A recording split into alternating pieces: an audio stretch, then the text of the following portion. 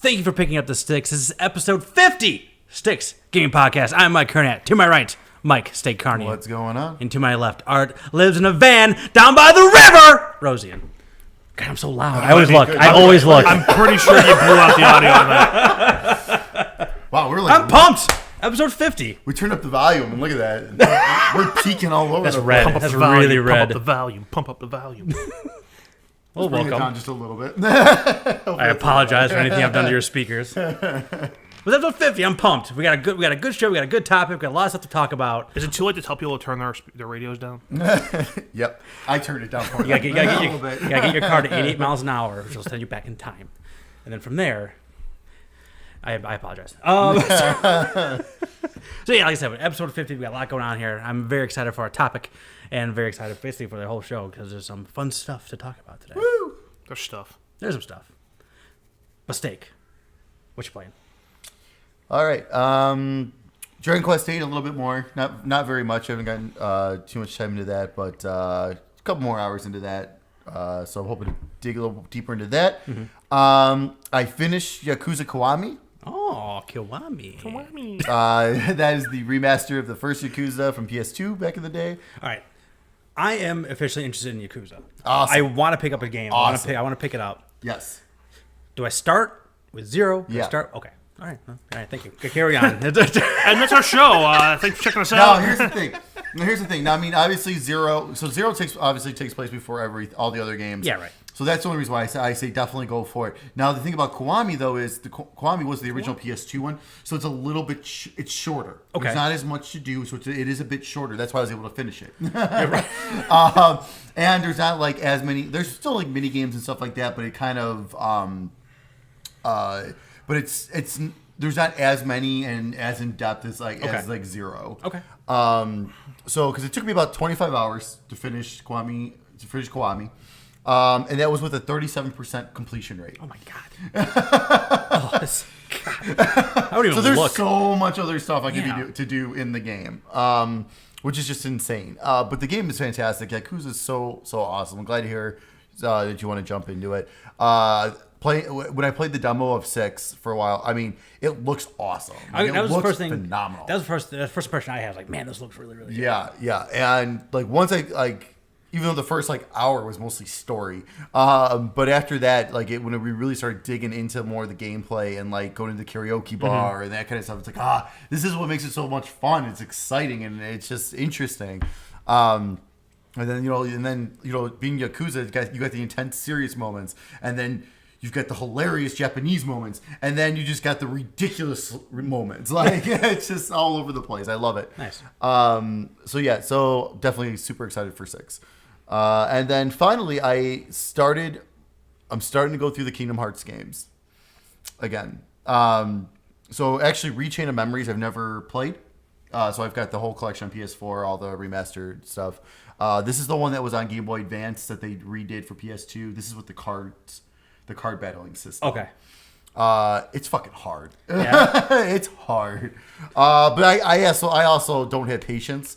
And you sometimes have to have patience with some of these bosses and stuff, because you got to play certain cards to break their attacks, and then if you put down, then you start attacking, but they can put down a certain card to break your attacks, to make you stop attacking, and then when it breaks your card, you lose the card for the rest of the battle, and before you know it, you're down to 2 cards, and you're like, crap. But I'm about 10 hours into that right now. I'm almost through all the worlds for the first time, and then there's a couple, and I know there's a couple major bosses. I'm sorry, the first time? Yeah. Oh boy. So, because then once you play through it and then you quote unquote finish the game, you unlock that you can play as someone else. You unlock the real game. And then you go through basically the whole entire thing again, but from the dark side perspective kind of thing. So you because there's times where you intertwine in the stories, so it's kind of seeing how you each get to that point together and then meet up at the end. Oh, that's pretty cool. So does it when you get to the point when you're converging, does it your first playthrough cause a different story in this, or is it just whatever not sure- happens at this point, and then I'm not sure how that. I'm curious. so you haven't to gotten see. back to that point yet. No, no. Okay. I'm still on my light side. Oh, okay, playthrough. okay. So once I'm finished with that, then it unlocks the dark. I got you. The I got you, I darkness. got Darkness. playthrough. Darkness. The darkness. So I'm really excited to get through that. Hold on. So me and Beth are watching The Wire for the first time. I don't know if you want to watch that I show. really was hoping you were going to go say you're watching Chappelle's show. No, no. So, but all of a sudden, dumbass Ashley Larry shows up in there, And you just start laughing and hysterically. he gets like caught up in something where he's being a dumbass. Like it was just like That's awesome. classic dumbass That's Ashley awesome. Larry. Anyway, that's video funny. games. He's been typecast. Yeah, he's like he's talking to a lieutenant. He didn't know he's talking to a lieutenant, but he's talking to a lieutenant how he would break into this house. Like dumbass Ashley Larry at it again. I believe Donnell Rawlings is the name you're looking for. Ashley Larry. Until proven otherwise. Yeah. So yeah. So then that's the second. That's technically the second Kingdom Hearts game in like the because like so on PS3 I was playing through the first Kingdom Hearts. I was like 35 hours in. I didn't want to go back and redo all that again. So I just watched the ending really quick, Okay. and then because I beat it a long time ago, so I was like, you know what, let's just watch the ending again, and I'm gonna jump into this one, and then goes Kingdom Hearts 2 after this. When you buy those collections, does it like give you like an idea like, all right, you should start here? No. Or is it no? So it's I just don't like think so. It doesn't have it in order. I can't think of because like the main screen that shows up, it shows all the games that are available. It's like, all right, you pick which one you want to play. Okay. But There's no I How don't are think they? it's How are in- they ordered on that screen? That's what I'm trying to think. I don't think it's in the correct order of like how you should play. I would them. say because 2.8 doesn't like 2.8 like go into that? Like, no, into 2.8 those is its own games? different thing. Yeah, that's separate. Because I wonder if it would be like chronological in terms of the story, or chronological in terms of release, or alphabetical, or whatever. Now here's fuck the it is. yeah. So technically the very first game in the series, like in terms of like time wise, time Birth by Sleep. in the story, or time in our world when it was released. no time in the actual the actual story itself. Yes, I'm like, this is the problem with Kingdom Hearts. It is very confusing. No, I know it is very confusing. But like the prequel is actually the mobile game, and then after that is the It was written on a piece of napkin. Yeah. Yeah, fine. It was written on parchment with quill. yeah. But then after that is Birth by Sleep, which was the PSP game. Right, I remember But that one. things that happen in Birth by Sleep, it connects better if you've played all the other games though. Okay. Even though technically it takes place before that, there's stuff that they reference. Like you're like, oh my god. Then you start connecting things that happen in the other games, and it makes way more sense. And it actually it's like, oh, I got it now, kind of thing. So that's why it's like Kingdom Hearts 1, Rechain of Memories, because Rechain of Memories takes up like right after Okay. Kingdom Hearts 1, and then Kingdom Hearts 2 is supposed to begin like I think like an hour after this game is like when Kingdom Hearts 2 picks up. Okay. And then after that are the two DS games, and then Birth by Sleep, and then Dream Distance. Got it. Which was the 3DS game. I wish like okay when like I've never been more confused in my life. at some point 3's coming out. Sure, it is. It's coming out. 2.9997. Released in 2020. No. When Amelia's in college, number 4 comes out. I'm always kind of hoping that they just like start it over again. Not to only like this, because I would be interested in it, but I've never played a minute of it. Yeah. So at this point, it's just so intimidating, even to, like just Sure. hearing what you're saying. No, and even like looking at like, because I mean those collections have been cheap recently, like $15 for like because there's, because on PS4 hundreds of hours. Yeah, so of games. 1.5 and the 2.5 in the same package for like $20. That's Yeah. 6 games. Well, 4 games and 2 movies basically for like you said, I mean numerous of hours for $20. Yeah, and I mean, I think the world's interesting. I think the concepts are interesting. Mm-hmm. I think it would be fun to play, but it's just like, man, I ain't got time for that. Yeah. man. It's Jesus, it's Fair crazy. But yeah, so that's it. Yeah, Art, what you play? So I've been really busy with school. So I played 2 games. Okay, They're very similar. okay, So I've played Enter the Gungeon okay. on PS4 and Enter the Gungeon on Switch. Did they cross save? Nope. Well, that's disappointing. So yeah, it was my Switch was upstairs one day and the kid was running around and I'm like, I want to play Enter the Gungeon. Fuck it. But something that I've like, my brain exploded when I realized this the other day. They like, I'm not sure if it's because of like system resources or what. They kind of dumbed down the Switch version. In what way? So on the PlayStation version, say you're going into a map and there's going to be you don't know how many enemies are going to be in a level, but say in this level you're gonna fight 20 enemies. On the PS4 version, you'll have like 10 of them on the screen at once fighting at you, shooting at you. On the Switch version, you'll get like 4 waves of 5. Okay. Which on a game that's kind of like the difficulty is like the hook. Yeah. Right. That's kind of messed up. Yeah. So and it's also frustrating because I was playing the Switch version. I'm like, man, I'm getting farther than I ever got before. And I do a run on the PS4 version. I'm like, man, I got my dick kicked in. What the fuck just happened? And the one day I was sitting there and it was like I was playing on the Switch and it was one of those things where I got like 4 or 5 waves of enemies. I'm like, when the fuck is this gonna stop? Yeah. And then it clicked. I'm like, wait, there's only like 5 or 6 guys on the screen at a time. On PlayStation, there's only like 10 on the screen at a time. That's kind of messed up. But it's not like, because aren't the missions, like, don't they change every single time you Oh play yeah, it's it? completely randomized. So I don't know if that has something to do with it, too. Like, I don't know. It could be because I think on the PlayStation version, I've played like 40 some odd runs through the game. Still haven't beaten it. But like I encountered something for the first time the other day. interesting. I don't know when the fuck I'm ever gonna encounter it again. I didn't beat the guy I was fighting, so Yeah. God knows if he's gonna drop something for me or what. But yeah, I haven't had time to play video games, so that's my video games. I have a few. Good. So, You're the yin to my yang. well, I'll get into my gift later. I Is it played... Enter the Gungeon? No, On Xbox no, yes. or PC? That would be awesome. I get you a Steam key. Okay. I play more Madden.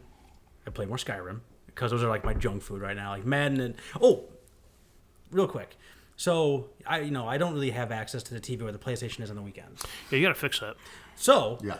I completely forgot that there's a remote play feature. That guy's gonna knock that shit over. No, he's Okay, fine. I'll fuck He's you up. going really slow. Finish your story. Here he goes. He's good. I have something. So I completely forgot that there's a remote play feature that you can put on the PC yeah. to do that. I do that. Yeah, I do that quite And I was often. like, actually. I don't know. I guess so I gave it a whirl, and it worked perfectly fine. Yeah. I Oh, played okay. Madden without a hitch. Not like I didn't even notice any real difference. To be completely honest with you, the only real difference is in the resolution of the game. But it's like either play this or don't at all. Like if I'm not able to play the game, the resolution is moot.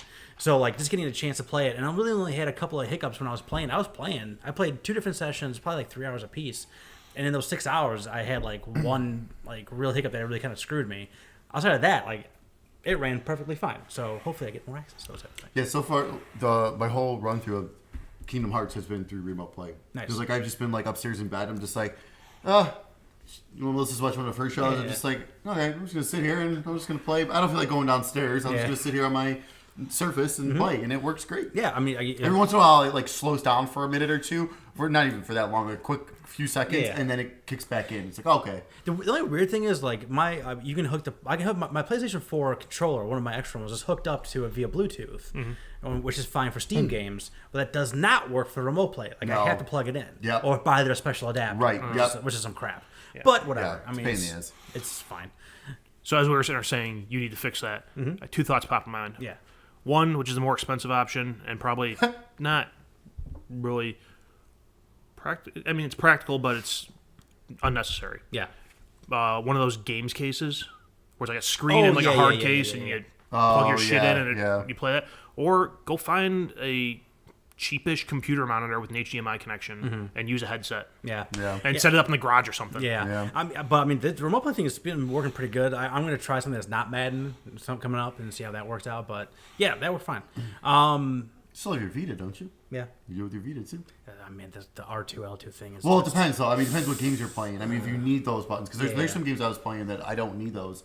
Like they don't use those buttons. Right. It's like more Japanese style games though, because they love their Vita over there, so they know. Well, and they have remote play like specialized features. Like, Yeah. for games too. Yeah, no, I hear you. So I've been playing those 2 games. I jumped into my 5th game on my list. I jumped into Sunset Overdrive. I ended up picking that one because I did the Twitter poll and it tied on me. So it was like a tie, and Sunset Overdrive had no votes on it. So like I'm picking that one. I don't think that's Screw how everyone that Like, voted. I asked for someone to break a tie. They had 12 hours to break a tie, and no one did. I would have done it, but I already voted for Wolfenstein. I figured you did. I figured you did it for Tomb Raider. I did. See? Fuck you. So I'm maybe 3 hours into Sunset Overdrive. I love the style. I love the vibe of the game. I love like the Yeah, it's very comical and very tongue in cheek about a lot of things too. Like, you see an explosion and the explosion spells out boom. Yeah. Just like stuff like that. It's very self aware of its goofiness, which I do like. The action is pretty good so far. The main crux of the game is that you're trying to stay above the sea of enemies below you. So you're like basically grinding on wires and fences and things like that, trying to stay above where the bad guys can get you. Because when if you go down to the ground, like they swarm you pretty bad. Even like in the earlier levels, they can be kind of tough to fight off. But yeah, I mean it's starting off so far so good. The world seems kind of small, but I gotta remember that was like an Xbox One launch title. Yeah. But even with that, like it still looks perfectly fine, plays perfectly fine, smooth wise. I'm thinking about it more, so I'm definitely gonna be liking it the more and more I get into it. The only thing I think I may not like is just I'm already kind of repeating some things, and like I don't know if that's gonna be going out throughout the whole thing. Like I don't know. And then, like the story's just like energy drink makes mutants. Go. So I don't know how long I can sustain So that. it's kind of like a zombie game, Yeah, just with mutants. Kind of. and like there's like and they have different. And like Left 4 Dead, they have like the one that pops and like and it sprays out wherever the energy drink is, and all the mutants are like attracted to it. So It's a really neat concept. It's really cool. Like I said, I had a lot of fun with like the first couple hours I played it, and I've never gone back to it. yeah, I'm definitely gonna give it a little more of a whirl, just because I said I want to put some good time into these things. And if it's not for me, I don't mind hitting the eject button on something like this. Right. But so far so good. Like I don't want to say that. I sound like I'm negative about it right now, which I don't want to be, because I am enjoying it. But I just can foresee myself like being like I'm good here. Sure. Is that it? I think that's it. And then it's just my gift to you later on. How's your resolution going? Good. I'll tell you why. Lies. So Lies. go to Target, and I saw this on Cheap Ass Gamer. First of all, if you're not on cheapassgamer.com, you're doing something wrong. Agreed. And say, especially Or you just hate money. yeah. Because for cheap games. For a few hours, I had Ni no Kuni 2 for $20 from Best Buy, and then they canceled the orders. Online stuff's a little different. It's like, so it's like upset. 50-50 on online stuff. If it's like a digital download, I feel like that's a safe bet. But anyway, so the Twitter feed was showing that the gold editions of a bunch of Ubisoft games at Target were like regular price, and then on that week they went on sale. Yeah. So I bought the gold edition of Assassin's Creed Origins and Fresh But Whole for a grand total of $70, taxes and everything. Yeah, that's insane. That's a really good deal. But today I flipped them back to Best Buy and got $210 in Best Buy credit. Jesus. What? Yep, because the Origins version is $110 and the Fresh But Whole is $100. Yep, Did you return them? I returned them without a receipt to Best Buy. Okay, so you didn't trade them in. No. Okay. No. Okay. No, I never opened them. Okay. I was thinking about I was thinking about keeping Assassin's Creed, because I think at some point I do want to play that. But I know I'm not gonna play it anytime soon. But if I can have a $140 profit on this thing, Yeah. like, That's how would I turn that That's around? even better. I was really confused. awesome. I was just say, what? Best Buy has never traded a game in for $100. No. What kind of weird voodoo bullshit did you pull? And like I usually get some better credit than GameStop sometimes from them, but yeah, not that. No. it was completely sealed. Like it was completely sealed. It's like, yeah, as long as we still sell it, we'll return it. All right, cool. For store credit, I don't care. That's perfectly fine. Yeah. Right. I'm gonna go buy a washing machine here in a few days. Yeah. That sounds like fun. Yeah, no. So that all worked out great. So Nice. so I still have not bought a game. If anything, I'm ahead on a game. I'm ahead. Bought on a game. You bought 2 games. and then I profited off of both of them. Bought them. Awesome. Shut up, Art. How many games in your list are you? This is the fifth one. Fifth one? Yeah, I'm halfway there. I need to get there before For Detroit? Detroit and God Or of God of War. War, yeah. Yeah. I think I can stand pat on Shadow. I don't know if anything else is coming out. There's something else I saw recently that was coming out. Maybe we'll talk about that here on the upcoming games list. What's coming out in a couple weeks? See, that's a segue. See, when you do 50 episodes, every once in a while, you get something that makes that. Every once in a while it works. So yeah. that you don't look like a complete. You get lucky. Like, it don't look like a complete shit Like show. 10% of the time, maybe. You get one of those. Maybe. But yeah, there was something coming out. And we've completely fucked the segue here. Whatever. Fuck it. Am I going? Oh, okay. So what's coming out in the next couple weeks? Really bone the segue now. He's gonna edit this thing out. No, he's not. No, I'm going to edit that part 100%. out. No. He's gonna edit something in that makes no sense. And That's then right. just- Something That right whole now. thing made no sense. That even makes it even wreck the segue even more so. Like It's going to be Mario again. Oh, Yeah, no. All right. It's gonna be like a 1930 flapper dance. And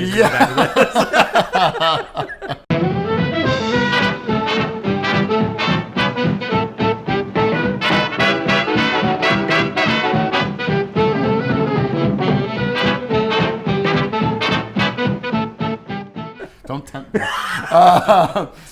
You've been doing God's work on those things, by the way. Thank you. It's great when I have some time. I don't know. I'm gonna be in New York this weekend, so I'm not gonna sure I'm gonna have some time or not. But That's fine. we'll see. Oh, make sure when you go to New York, make sure you go to the Nintendo store. Oh, I will. Also, when you go to New York, make sure you go get some good New York pizza at Sbarro's. Yeah, of course. Love it. Your 4 Night Princesses training story for the Just Nintendo. words. Just Whoa! words. This is how we're kicking this off. Just words. For the Nintendo Switch, PS4, and Xbox One, March 8th. Okay, Switch has officially taken on the mantle of like the Vita's like goofiness. Because Yeah. that one, and I saw on the store of like on the eShop of like upcoming titles. It was just like the 4 handsome gentlemen. It was one of those things where it was very clearly like, okay, this is a very shitty dating sim that you're putting together and putting on the Switch. That's awesome. Warhammer Vermintide 2 for the PC, March 8th. Devil May Cry HD Collection for PC, PS4, and Xbox One, March 13th. That's only be $30. I'm definitely going to pick that up. Golem is finally coming out Holy crap! for VR, March 13th. Finally.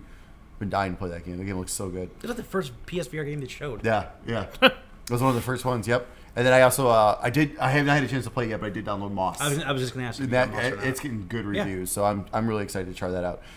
Surviving Mars for PC, PS4, and Xbox One, March 15th. Kirby Stars Allies? Yeah, Allies. Star Allies for the Nintendo Switch, March Kirby? 16th. Hard pass. Is this a Kirby problem? Yeah. Okay, Oh, I'm picking that up. I love Kirby games. I don't. you're okay. Assassin's middle. Assassin's Creed Rogue Remastered for PS4 and Xbox One, March 20th. That's the one that came out with same time as Syndicate. No, Syndicate. That came out with Unity. That came out with Unity? I thought it was Syndicate. Because Unity was the one that got started on PS4. Oh, that one that's came out right. on PS3. Okay, yeah. So Unity, yeah, that's right, and it's supposed to be awesome. I heard it was really, really good. So finally, current gen people can play it. Assault Gunners HD Edition for PC and PS4, March 20th. Attack on Titan 2, PC, Nintendo Switch, PS4, and Xbox One, March 20th. And Sea of Thieves for the PC, Xbox One, March 20th. There it is, folks. So our PlayStation Plus games for March for the PlayStation 4, Bloodborne. Holy crap! There's some good ones on both platforms as well. Yes. Bloodborne and Ratchet and Clank. Holy crap! Grab both. States Gaming 2016 Game of the Year. 2016. That's right. For PS3, Legend of K and Mighty Number 9, which is cross-buy with the PS4. With Legend of My Grandma. Do we get Legend the of K. Vita version with that too? Or is that totally Yes, separate? no, I think I just lied to you. I think it's just PS3 and PS4. Damn it. I saw it earlier. I was kind of hoping, like, for free. I mean, obviously I'll play it, but I was Yeah. hoping for the Vita version on that too. Then for the PlayStation Vita, Claire Extended Edition, which is cross-buy with the PS4, which I hear is actually a really neat game. And Bombing Busters, which is also cross-buy with the PS4. It's a lot of PS4 games. Is the thing about Plus in your news? Oh, yeah. Okay, Okay. then we'll move on. Don't you question my news. I was going to ask you before we started. Oops. Oh well. I have make like sure. Quite a lot bit. of news. Yeah, A lot happened. Yeah, lots been going on. Stay tuned, folks. So then your Xbox Like a games. lot. Yeah, like a lot. Stay, A lot. stay tuned a lot. So your Xbox games with gold for March 2018. For Xbox One, you can download Trials of the Blood Dragon from March 1st to the 31st, and Super Hot for Hey, I might finally play that game now. That's Yeah, really, oh, that's that really game's good. awesome. You feel like such a badass playing that game. Yeah, from March 16th through April 15th. The only problem with this, I really want to play the VR version of that. Then buy the VR VR version will version. be awesome. Yeah. I was watching the Kind of Funny gameplay, yeah. the one they did. Oh my god, it looks like a blast in VR. Then for Xbox 360, which is also playable on your Xbox One, Brave from March 1st through the 15th, and Quantum Conundrum from March 16th through the 31st. I feel like I've downloaded that game 3 different times for free and never played it, but it always looks interesting. Yeah, like quite that the sounds conundrum. about right. Nice. And then also, since we've entered March, Xbox Game Pass got a bunch of new games. March.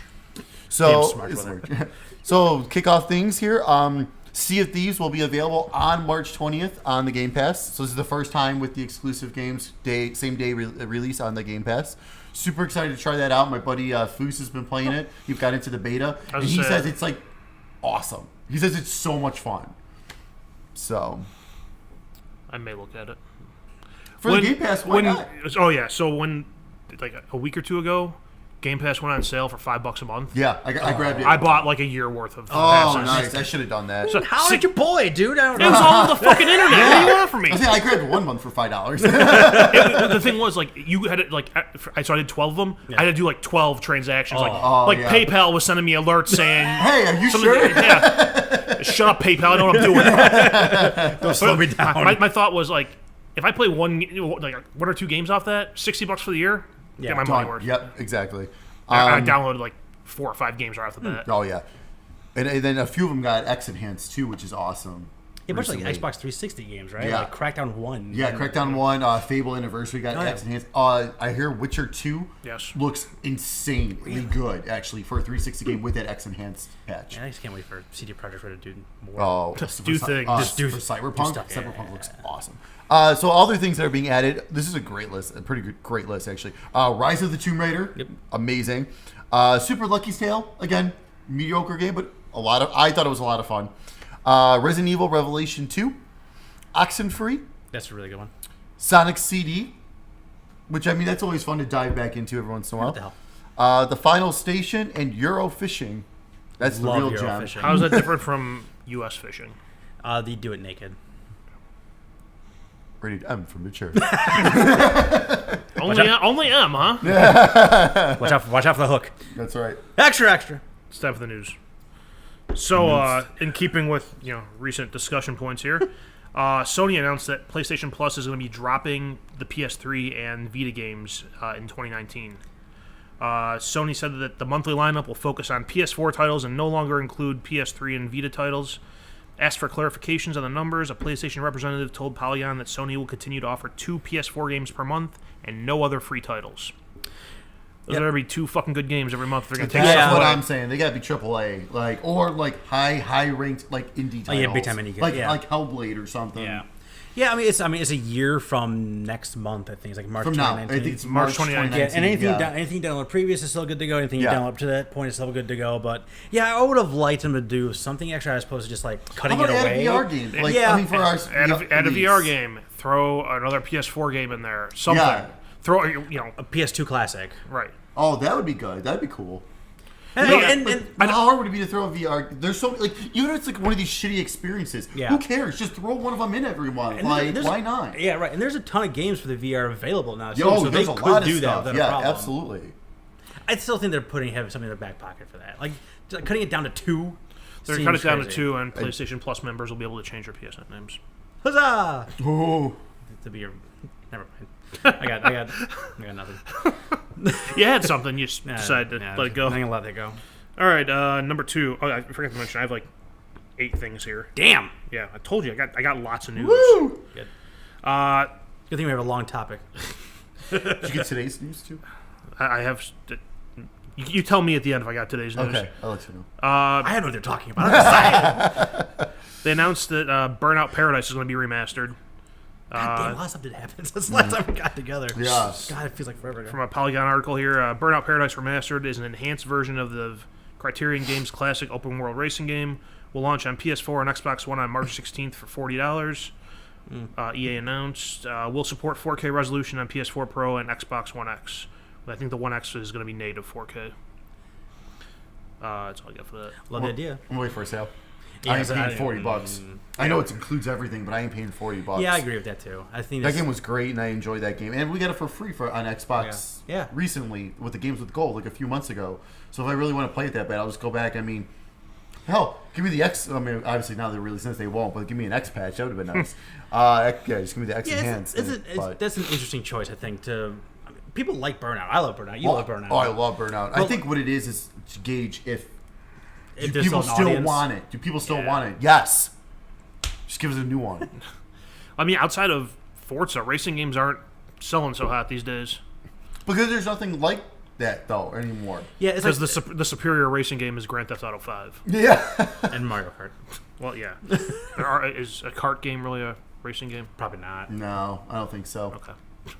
Good talk. What else you got for us? So PUBG has announced that they're delaying their development to deal with cheating. Apparently, China likes to cheat. Have you seen any videos of people cheating at PUBG? Bastards. No. So I've seen a couple of them, and it's literally just like you're playing through the game, and part of like the cheat is you can see like the outline of players. So they'll be hiding. You'll see. So someone will be in a like, house the or behind a yellow- tree or It'll something. be like a you know? neon yellow thing that you can see, which is a thing. But I It's kind of an advantage. Yeah. A little bit. I mean, and again, that's playing on PC. I think is the only place that would happen anyway. But Right. like, yeah, some of those things are fun. Like people are hiding in showers and getting shot through. Like, so and there was no, they never saw them outside that yellow Well, outline. so like that's been blowing up, and but like people are talking about, PUBG's numbers are dropping as far as concurrent players, and people stream, on Twitch. Yeah. Well, people are stopping playing because they're having a miserable fucking time because you got cheaters, Right. doing this kind of crap. And it's that, and then when you're playing on the and then some of that stuff has migrated over to console, and the console, like I said, I played a few more times too, and it's just I'm still having the same like car combat issue, where I'm just feel like get in a car or you're screwed. Yeah. So yeah, basically the article just said that they're pivoting their resources towards dealing with the cheating epidemic. Well, you have a few bajillion dollars, so Yeah. I'm confident that they can throw enough money at figure that thing to something out. figure it out. Yep. And they did banish a ton of people too, didn't they? Yeah, it was. I want to say it was like in the last month they banned like 1.5 million people. Yeah. Good. That's That's a crazy. good start. That's crazy. Yeah, they banned 1.5 million people, and that's just like a small fraction Oh, I'm of sure. the problem and the user base. That's bonkers. Number 4, update release from Super Mario Odyssey. They added a balloon mode and 2 new snapshot filters. And Did they took, either of you guys delved in that? No. and they also took out the exploit to finish the darker side of the moon without actually playing the level. Yeah. So Balls. Now you gotta earn it. Yeah. You missed your Now you missed your actually window. Now you actually gotta do it. Let me tell you, that was not fun. Number 5, they announced Ghostbuster World, which is basically Ghostbusters and Pokemon Go. Yeah. Article from IGN said players will be able to battle and capture hundreds of ghosts from all dimensions of the franchise, including films, TV shows, comic books, theme parks, and video games. There are also new ghosts to capture created especially for the game. It'll be out on Android and iOS this year, although no release date or price has been announced. They think they're going to announce more at GDC. It'll be free. It'll be all microtransactions, just like Pokemon Go. It'll be something people will try and then delete like a week later. Yeah. It's not gonna have the same grab as Pokemon. I don't think did. anything's going to have the same grab as No. the Yeah, I first mean, Pokemon I don't did. think it's gonna be a fraction. Yeah, of because it. like they released like a Garfield Go game, which I was like, well, let me check this out. I'm curious what this is all about. do? You go around, you gotta find Garfield. And Got to feed find him. lasagna. Yeah, you gotta feed them. And then you earn like certain things, like all Sounds this like a stuff. chore. I was like, Yeah. I walked around the block once and I was like, all right, that was cool. Delete. So like, Okay. I mean, it's like Pokemon Go had like 100 and how many, other Pokemon to start off with, right? Yeah. And it was the original ones. People were excited about that. Oh, and yeah. People have known those people forever. So like, once you catch like Slimer and Stay Puffed, What does it matter after that? Yeah. Gozer. okay. The hot dog vendor guy. Yes. The library lady. Yes. And there's 4. Vigo. Vigo. Yeah, I guess. Yeah, but these are all, but like all these He's guys, Vigo. but all these guys are like big, like quote unquote big boss type like Right. captures. You know what I mean? Like with Pokemon, you can catch so many little guys, but Yeah. you know them all from Yeah. the games and stuff. And then like when they added the Silver and Gold, squad, like I actually jumped back in for a little bit because I was like, oh, let me go see what these, see what the new Pokemon I can catch and stuff. And then I was like, okay, not doing this again. Yeah, delete. I would love for something good to happen in the world of Ghostbusters, but Well, it's one of those things that, like, I think part of what Pokemon Go's like appeal was that was the first time anyone ever done that. yeah. Now that people Yeah. have done that and they played Pokemon Go, I really don't think using another IP is really going to draw people out that much. No, I don't think so. 2 important things about this: there is no Dana, only Zool. And if somebody asks you Never if you're forget. a god, you say yes. Say yes. Just popped in there. Number 6, the ESRB has decided they're going to put a in-game purchase label on video games now to deal with the issue of loot boxes and gambling, and I don't know. The labeling will be applied to games with in-game offers to purchase digital goods or premiums with real-world currency, including but not limited to bonus levels, skins, surprise items such as item packs, loot boxes, mystery rewards, music, virtual coins, and other forms of in-game currency, subscriptions, season passes, and upgrades. For example, to disable ads. So every game's gonna have this label I on was it. gonna say, yeah, it's just, and fine. I mean, whatever. It's not going to stop anything. It's just going to add another. It's just another thing on the screen. As long as it keeps the government out of it. I would say that's all. Yeah, That's all true, this is. So true. the government comes knocking, they can say, "We put a fucking label on it." Yeah. I mean, Yeah. this is like if you have a coworker who sends you every email marked urgent, none of them are fucking urgent. 'Cause that's just Right, the standard. So, right. I mean, nobody's gonna pay attention to this label. And you know what? Half the fucking cashiers at stores don't pay attention to the ratings label anyway. No. So who cares? Mm-hmm. Parents sure as shit don't. Most parents don't pay attention to those labels. That's why you got 9-year-old Johnny playing Grand Theft Auto, banging a hooker in the alley. Was he playing a game, or was he just banging the hooker? Both. and then he killed her. So it was a game. He got his money back. And then he took his money back, and then he went to the strip club. Are we talking about the game, or are we talking about real life here? Yes. What happened to Johnny? The game is life. Oh my god. Moving on. Some Ready Player One bullshit right there. Hey, you say that, I'm but excited for that movie. did you I ever wanted did you ever get to the end of GTA 5? Yes. Did you? No, it's Did you ever play the game at all? Yeah, I did Well, a it's little not bit. really. I did at the beginning. It's not really a spoiler, but when you get to the end of the game, it gives you like a behavioral report on you as a player. Oh, really? It's like Oh, that's it's neat. like player spent so and so spends a lot of time at the strip club. May have That's awesome. That's cool. So yeah, I Oh, I don't. I'm glad Yakuza doesn't do that because the amount of time I spent in the hostess club. So much. Speaking so of much, time. so much karaoke. speaking of Yakuza. Oh. So Sega released a demo for Yakuza 6. Turns out they released the full version of the game. You get it? Got it. Did you Hey, good unplug for your you. PlayStation from the internet? No, but it's gone. okay. It's fine. It's gone.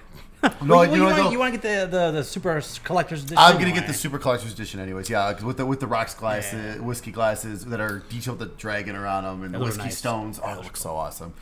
And I think too that because like so your save file is supposed to transfer like over so you can continue your progress and everything. And as I was playing the game, I earned like 2 trophies. Oh, nice. They didn't pop up obviously because the trophies aren't live yet, but they popped up in my screen, which means that when it goes live, I should probably Right, get it'll them. ping the server and But they'll- I think if you bought the physical copy, your save does not continue. I don't think. Oh, interesting. I think it was just the from what they made it sound like it was just the digital version. I mean, so that would make sense because I guess the reason that the whole game got released Yeah. was they put the whole game in the demo. Right. So it'd be easier to flip on and play Yeah. when, but that also on makes launch me day. also makes me wonder why was it delayed? A month? That's the bigger question, which nobody has an answer to at this point. Everyone's guessing it's because they couldn't pump out enough physical copies. They have a feeling they needed more than they originally thought. So you need to pump out. that's a good some- Pull the Nintendo, create artificial demand. Yeah, true. Don't produce enough of what people want. Come Yeah. on, isn't that how the Switch became Yeah. such a hot item? Because I think, also the After Hours edition, I think is sold out in quite a few different places, and they were not expecting that, for it to sell out that quick. Good for them. which is great. That's a good problem to have. But yeah, basically they put it out there. People found out that you can go further than where the demo's supposed to cut you off. It's supposed to end at the end of Chapter 1, and all of a sudden people are like, Chapter 2, and then like, oh, I can keep playing it. Looking around. But within hours of the release and figuring that out, Sega pulled down the demo from the PlayStation Store. But the people who had already gotten it could still play it and were still able to download it again if they wanted to. And I think as of today, I read that if you're connected to the internet through the PlayStation Store, they are revoking the license for the demo, so you can't even launch it anymore. That's fine. Yeah, That's, again, not a big deal. Like, I don't care. Like I said, I plan on buying it anyway, Yeah. so... I don't think. Yeah, I don't think that's going to change too much of anything for anybody. No, involved. the only difference is now I could be playing it now, but I have to yeah, wait exactly. a month and a half. You which just unplug your sucks. PlayStation. Yeah. You I can probably should. You I can, don't play anything you can be online. playing that instead of Kingdom Hearts 2.875329. Yeah. Kingdom Hearts Pi. Yeah. Don't give me any ideas, Art. Pie? Don't give me I any like ideas. Kingdom Hearts Pi R squared. And last item, the release date for Detroit Become Human was announced today. Today being Thursday. This was my notes. Oh, okay. Release date is going to be May 25th. That was just a random drop. Except for the news. That's good. Well, it's always like it's funny like how Sony had like no release dates all of last year. Now it's just like, all right, gotta work in a couple months. Couple Yep. months of that. Detroit become human. So I need to finish. I'm thinking. So we got we got Spider-Man and what was the other one? Days Gone. Days Gone. Days Gone's gonna be like a November. July. I don't know. It's gonna be November. I think that's gonna be July. Spider-Man's gonna be like August, September. Spider-Man does make more sense. It has a more of a mass appeal. So you're probably right. So you'd probably be like more like October-ish for Spider-Man, like Yeah, late I'm summer. thinking for- like July, August for Yeah. Days Gone. I like yeah. where your head's at. That's it. Very good. Those are the last two, right? Like for this year that For- will be yeah, coming from out. that year. Because Ghost of Tsushima, yeah. Tsushima, Yeah. that's Yeah, people are rumoring that might be actually a Sashimi. PS5 game. Nah, I don't I know. hope not, I because hope so. that would piss me off. 'Cause that game looks awesome. It does look pretty good. All right. Yeah, but the PS5 is just like 2 years away. Yeah, I know. That's training. So, anyway, so they had the Dice Awards. Yeah. were Oh, recently. And at the Dice Awards, they always have like a Dice Summit where they have like important people doing important talks. And Phil Spencer, who is the president of Xbox, He's like executive vice president in charge of. big He's man, Xbox, period. big man on campus at Xbox, right? He's giving us the goods. Right. So he like Never mind. so no, like he has his forum and all these people, and he decided that what he was going to talk about was like the toxicity in video games and the culture, and like why there's really no need or purpose for it, and like how we're like it's really just like celebrating the art form and the entertainment of video games is really where we should be at, and coming together and sharing these experiences. So that came out. That's about the same time we were trying to figure out what the hell are we going to do for our 50th episode. So I suggested orgy. there's still time for that, Art. There wasn't a no. Speaking of positivity, so what we came up with was we're gonna I make just went from 6 to midnight. we're gonna make a list in no particular order or anything like that of 50 things that we love about video games and kind of tell some stories and along the way. So it was my topic, so I took the 16 aspect of it, and both you guys I think we're supposed to come up with 17. We're supposed which to. I've heard it may not have happened. Good thing. Oh, actually, I got closer than I thought. I got 15, so that was not bad. I don't know where I stopped. Well, I got 20. So I made Well, extras. 9 of my 15 are actual like experiences instead of like That's what, things. that's so- right. That's what Okay. I was hoping for. I was hoping I it got would- the 13. I was hoping that'd be okay. Oh, see, that's not bad. We're okay. All right. So if we don't repeat anything, Yeah, we should. We yeah, have like we're a good. full. Well, 50. my Yeah, I'm sure it's not well, gonna happen. Thank God most of mine are experiences, because then we won't repeat. Yeah, that. right. All right. I'm gonna start. Where do I want to start? Do Jim Oaks. the top. No, I don't want to do the Just top. go down the fucking list. No, I'm not gonna do that. Shut up. Throw it down. Okay. My first one I'm gonna put on here is I love arcades, past and Fuck! present. Now we got 12. So I love. I know. I remember back in the day with like lining up quarters on Mortal Kombat 2. I remember when I think it was like in 5th or 6th grade, we had a birthday party, and my entire basketball team was there. It wasn't my party. I forget whose it was. But they had a cabinet of Killer Instinct down there, and I just mowed shop through the entire team. Like I played my first 2 quarters Nice. for 2 hours. Nice. And I love how they are now. I love like these big. They have the barcades and they have like Galloping Ghost. We talk about it on here a lot. Where you just go in, you spend $20, and you just play to your heart's desire. And then now we're playing that game Grid that we were always talking about. We have 6 cabinets all linked up, and we're all playing together. And I look down there, I can play Tapper, and I look over there, I can play the giant X-Men 4-person fighting cabinet, and then I can go play Blitz. And I just love where they were before, and I love where they're at now. What was your arcade points? Yeah, it's very similar. Just I remember going to arcades when I was, whether it was a full blown arcade when I was a kid, or going to the 7-Eleven where they had like 2 cabinets, and one of them was Street Fighter 2, and that was the first place I learned about the whole like you put a quarter down to reserve your spot system. Oh, Because yeah. like someone put a quarter down, and I was like, all right, cool. I just grabbed it, was getting ready to walk away, and the guy's like, no, that's mine. I was saving my spot in line. I'm like, oh, all right. Sorry, I never saw someone do that before. Yeah. But then, like you mentioned now, like they have the barcades, which I've never really gone to one of those. But you had something like Galloping Ghost, where it's like everything's on free play. Yeah. And that place, not only you play games, but that place is pretty much like a fucking video game museum. Yeah. Oh yeah. They have games they have like prototypes of games. They have games that were never released. They have They have games Metal where Gear Arcade. they have games where they have the only known cabinet in the world that's working. The games that didn't that weren't done. Like Right. you said, like the Well, that's the prototypes. thing. They were like that. constantly fixing them. Like if something happens or they break, like yeah, bring it to us. We'll fix it. And we'll keep it and fix it. Yeah, but And it's we'll like put it up. I know with them, like they sit there and they'll load some of their cabinets up in a truck and go to to conventions and Yep. set up a space for people to play it there. And yeah, it's just one of those things. I'm glad that places like that exist because it's one of those things that just thought it was gone after it was there when I was a kid and like arcades just stopped being a thing at some point. And like the closest thing you had would be like a place where you go and they have like the Pop-A-Shot machine or games where you can win tickets, but Right. not like actual arcade games. Lions Castle. Lions Castle, dude. Yeah, on Chicago I was Ridge. going to say Lions Castle. Lions Castle, same Place is thing. great. They had the two different arcades at Haunted Trails. They had the one that was a ticket one and Yeah. one that was like, everyone were all broke as shit. Yeah. It was- Yep. You just still figure out a way to play Marvel vs. Capcom Oh, 2. oh yeah. Haunted Trails is funny because like part of my Sunday morning routine, it was my grandma would take me. We'd go to the park and walk around, and then she'd take me to Haunted Trails, and she'd give me like $10 or something. Yeah. Get quarters.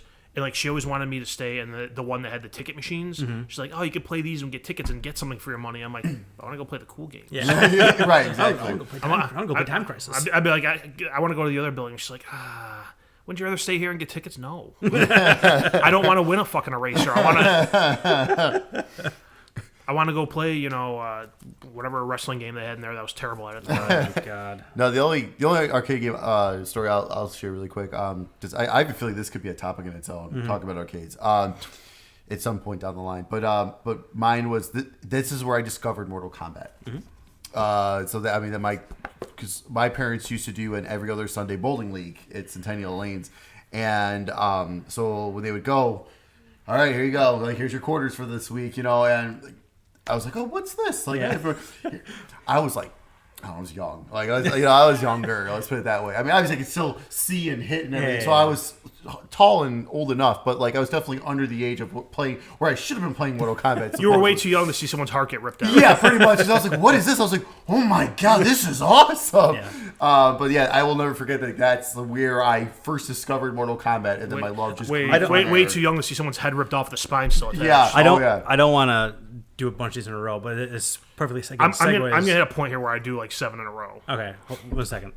So, but one of the ones I was gonna say, and I'll just do it now because we're talking about it, is one of my favorite things is just to finish him. Like the very first time, like you do it, and you're like, "What am I supposed to do?" What? here? What? What's And then up? the First you time, just sweep. And the go. first time you pull off that fatality, Oh my God! And even to this day, from the original Mortal Kombat, because that is the toughest to pull off a fatality.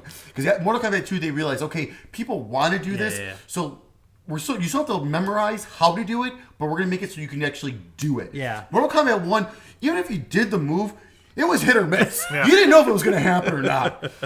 it's like Or like especially with the ones where it was like you had to be in close range. Oh, yeah. You get one shot at that because if you don't do it right, you're gonna kick the guy. Yeah. Finish him. Oh man. But yeah, so it was just like, even when you get to like the Mortal Kombat 3 stages, I had like a dot matrix printed out list of like all the moves Animality, and, babyality, Yep. friendship, everything. So it's just like that. I just love that, like the finish him moment. You know? Like, it's just Absolutely. so cool. All right, someone else talk. I'll talk. I'm gonna reel off 7 right here. Oh my God. And Oh my goodness. it's different. 2, 3. So things I like different purposes that games could serve. Okay. So like for me, I had get off here, Jarvis Landry. Goddamn ESPN updates. Somebody's coming to the Bears. No, I said good. the Dolphins gave him permission to seek a trade. Oh. Video games as escapism. Oh yeah. So like Oh, yeah. the biggest reason I love video games is it allows me to block out all the other shit in my life and just sit my ass down on the couch and focus on that For sure. for a few hours. Mm-hmm. Absolutely. And I'm not worried about, which bills did I pay or didn't I pay? What about that parking ticket I got? Oh shit, I never emailed that guy at work. Mm-hmm. None of that's all gone for a few hours, and that's like the biggest form of like stress relief that I have in my life. Outside of that, a way to keep in touch. I've said before, my buddy Andy lived in Philadelphia for years, and that was how we communicated. Was we'd jump online and play a game together. Yeah. That's, even still, he lives closer, but he lives way up in the fucking burbs, and it's a long drive. So we jump online and play games. Right. Competition. Mm-hmm. Just sometimes it can be great, it can be frustrating, but like when you're a kid, you can go and you're in all these sports leagues to get that competitive fix, and when you're an adult, you can't. It's frowned upon to go out and hit people in the name of competition. So you sit there and play a video game, and it's incredibly frustrating when you're losing. It's great when you're winning and just crushing the other guy or the other team. So that's one of the things I love and hate about video games. When I used to work at Game Crazy, Game Crazy. we put on competition. Like we actually did tournaments, like Madden tournaments, Call of Duty tournaments, like in a right by the Orland City Hall. Okay. There was like a big hall area that we'd rent out, and we had partners with prizes and stuff like that. It was really awesome. I enjoyed the hell. Like they were always on like Friday nights, so my Friday nights would be doing that. But I enjoyed the hell out of it. I just had so much fun. Like people just razzing each other. We would have fun, Like someone would be getting their butt. Can I go up to them and be like, "Hey, you got to start this up, kid. You're gonna lose. You're gonna lose." Like, I mean, it was great. It was people of all ages too. Like, I mean, we had younger people, we had teenagers. I mean, it was great. And like, we didn't separate. Everyone played each other. Like that's just. We didn't have age groups or anything. It was just everyone playing each other. And some of these kids were whooping these other kids, older kids' ass, like, especially in Call of Duty. But I will never forget one story. So everyone's razzing on this kid because he was complaining that he lost in Halo. It was a Halo tournament, and he lost, and everyone's giving him a hard time. And then he's like, "Whoa!" I'm like, "Hey, guy, man, get out of here! You're done. You lost. Sore loser. Just leave. Just leave." And then he comes.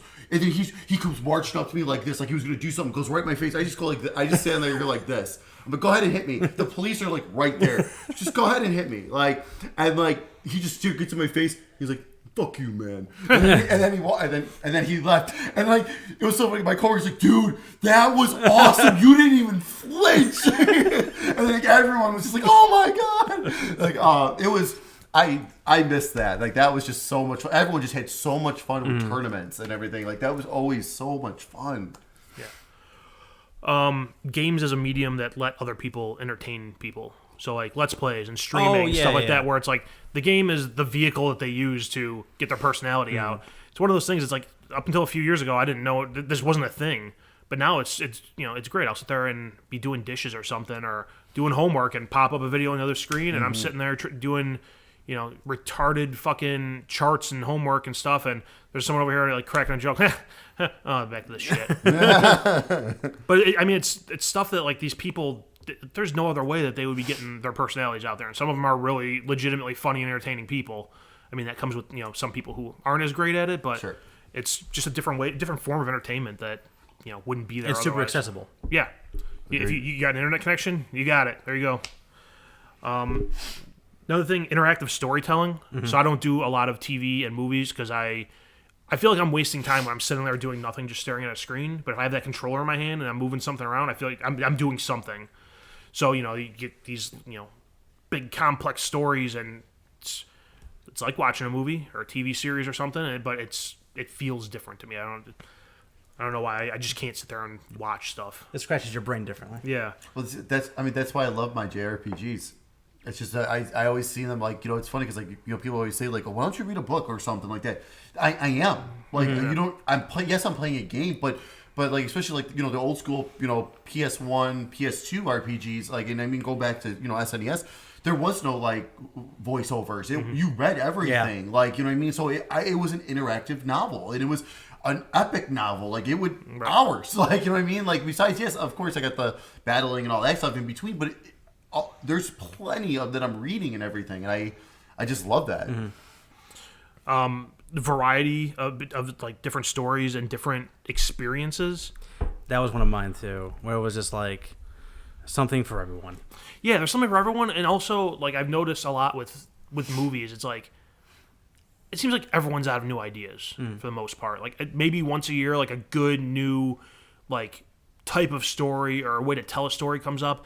And in games, it seems like there's always like different ways people are telling their stories, or one game will have these ridiculous graphics and a long drawn out story, and you'll have another game that takes 2 hours to play and it has just a ridiculous story in it. So just the difference, the variety is something I like in games. And the last one on my list here, and someone else can talk for a while, is the brief fleeting moments of greatness you can have in games. Man, the in the zone moment. Oh yeah, Yeah. That's like the one thing I'll never forget is playing Battlefield 1, and I had a round where I went like 32-4. That shit will never happen again. I don't know how it happened that time. It was like the stars aligned, and for 1 minute, for like 20 minutes there, I was just invincible. And like I was talking about it earlier, but like when I was doing my finally beat the darker side of the moon on Mario Odyssey, like I like there's 3 or 4 different sections to that level, and I just like I couldn't get out of the first level, couldn't get out of the first level, and then I get past that, and then there was no stopping me. Like I was just so in the zone that nothing was gonna stop me, and I don't want to say I mowed through it. But like it was a flawless run, and then you basically have to do that in some of those parts to get through it. But one I'll never forget was, I think it was called, what was the in Call of Duty Modern Warfare, the original one, the tanker, I think it was, the ship.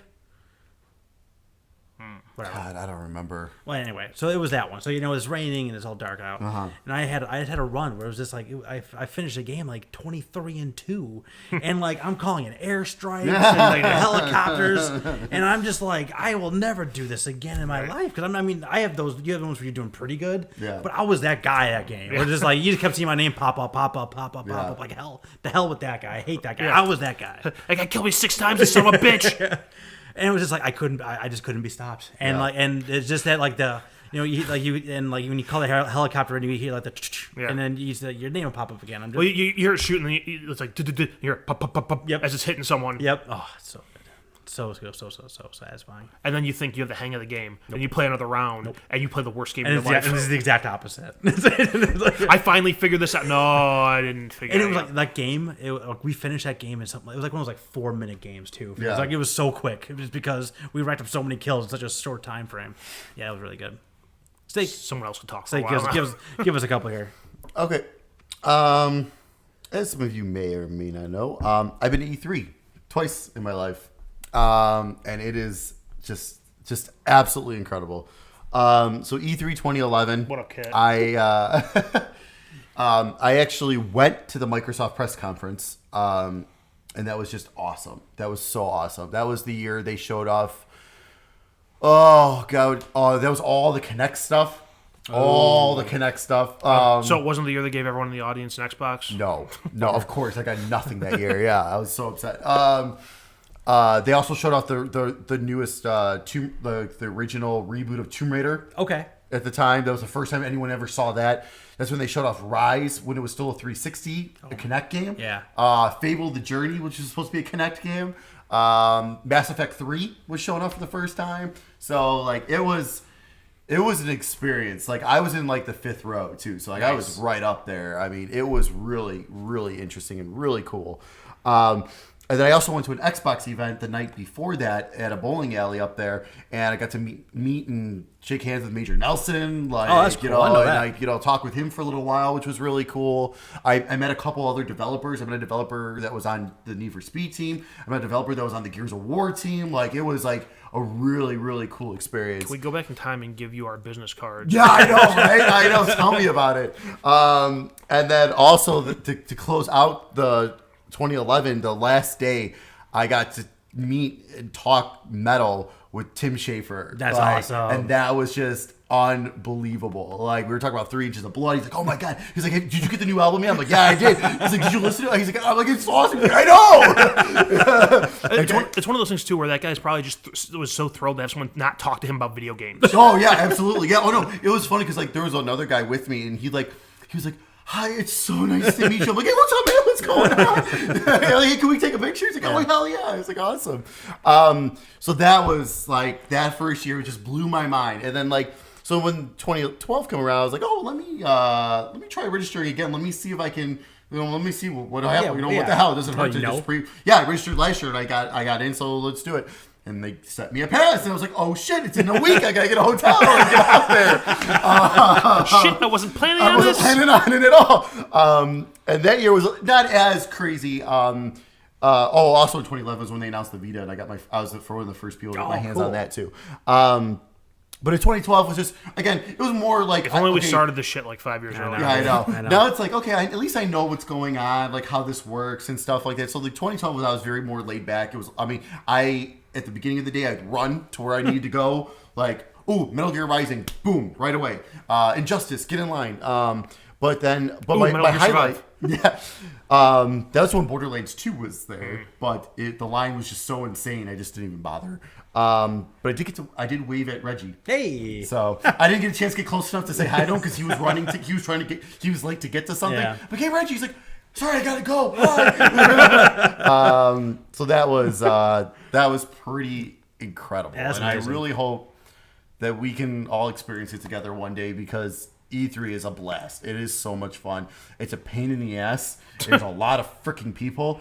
That's what I But it's really cool. Those And, couple like, moments that you just you- talked about will exactly. make up for all of that. There's moments that make up for everything, and then when you're there, you just run into people, and everyone is usually really cool. Nice. So, and then because like I said, I ran into what was there? Oh, that first year I ran into like Yoshi from the Street Fighter team, and he was like, hell yeah! He's like, can we get a picture? He's like, Blanca. I was like, yeah, get Blanca in there too. Yeah. He used to take a picture with Blanca, little Blanca with everything. So I was like, oh yeah, this is awesome. So it was. I will never forget. E3. That's very cool. Do you want to go another one? Or what do you got? Go ahead. Okay. And then one other one that I'll go for right now. So me and my friends used to have a blog back in the day, back like 8 years ago, called feedthebutton.com. And it used to be just random stuff. And that's when I actually started doing video game reviews and like putting them on YouTube and stuff like that. And like I had so much fun doing it.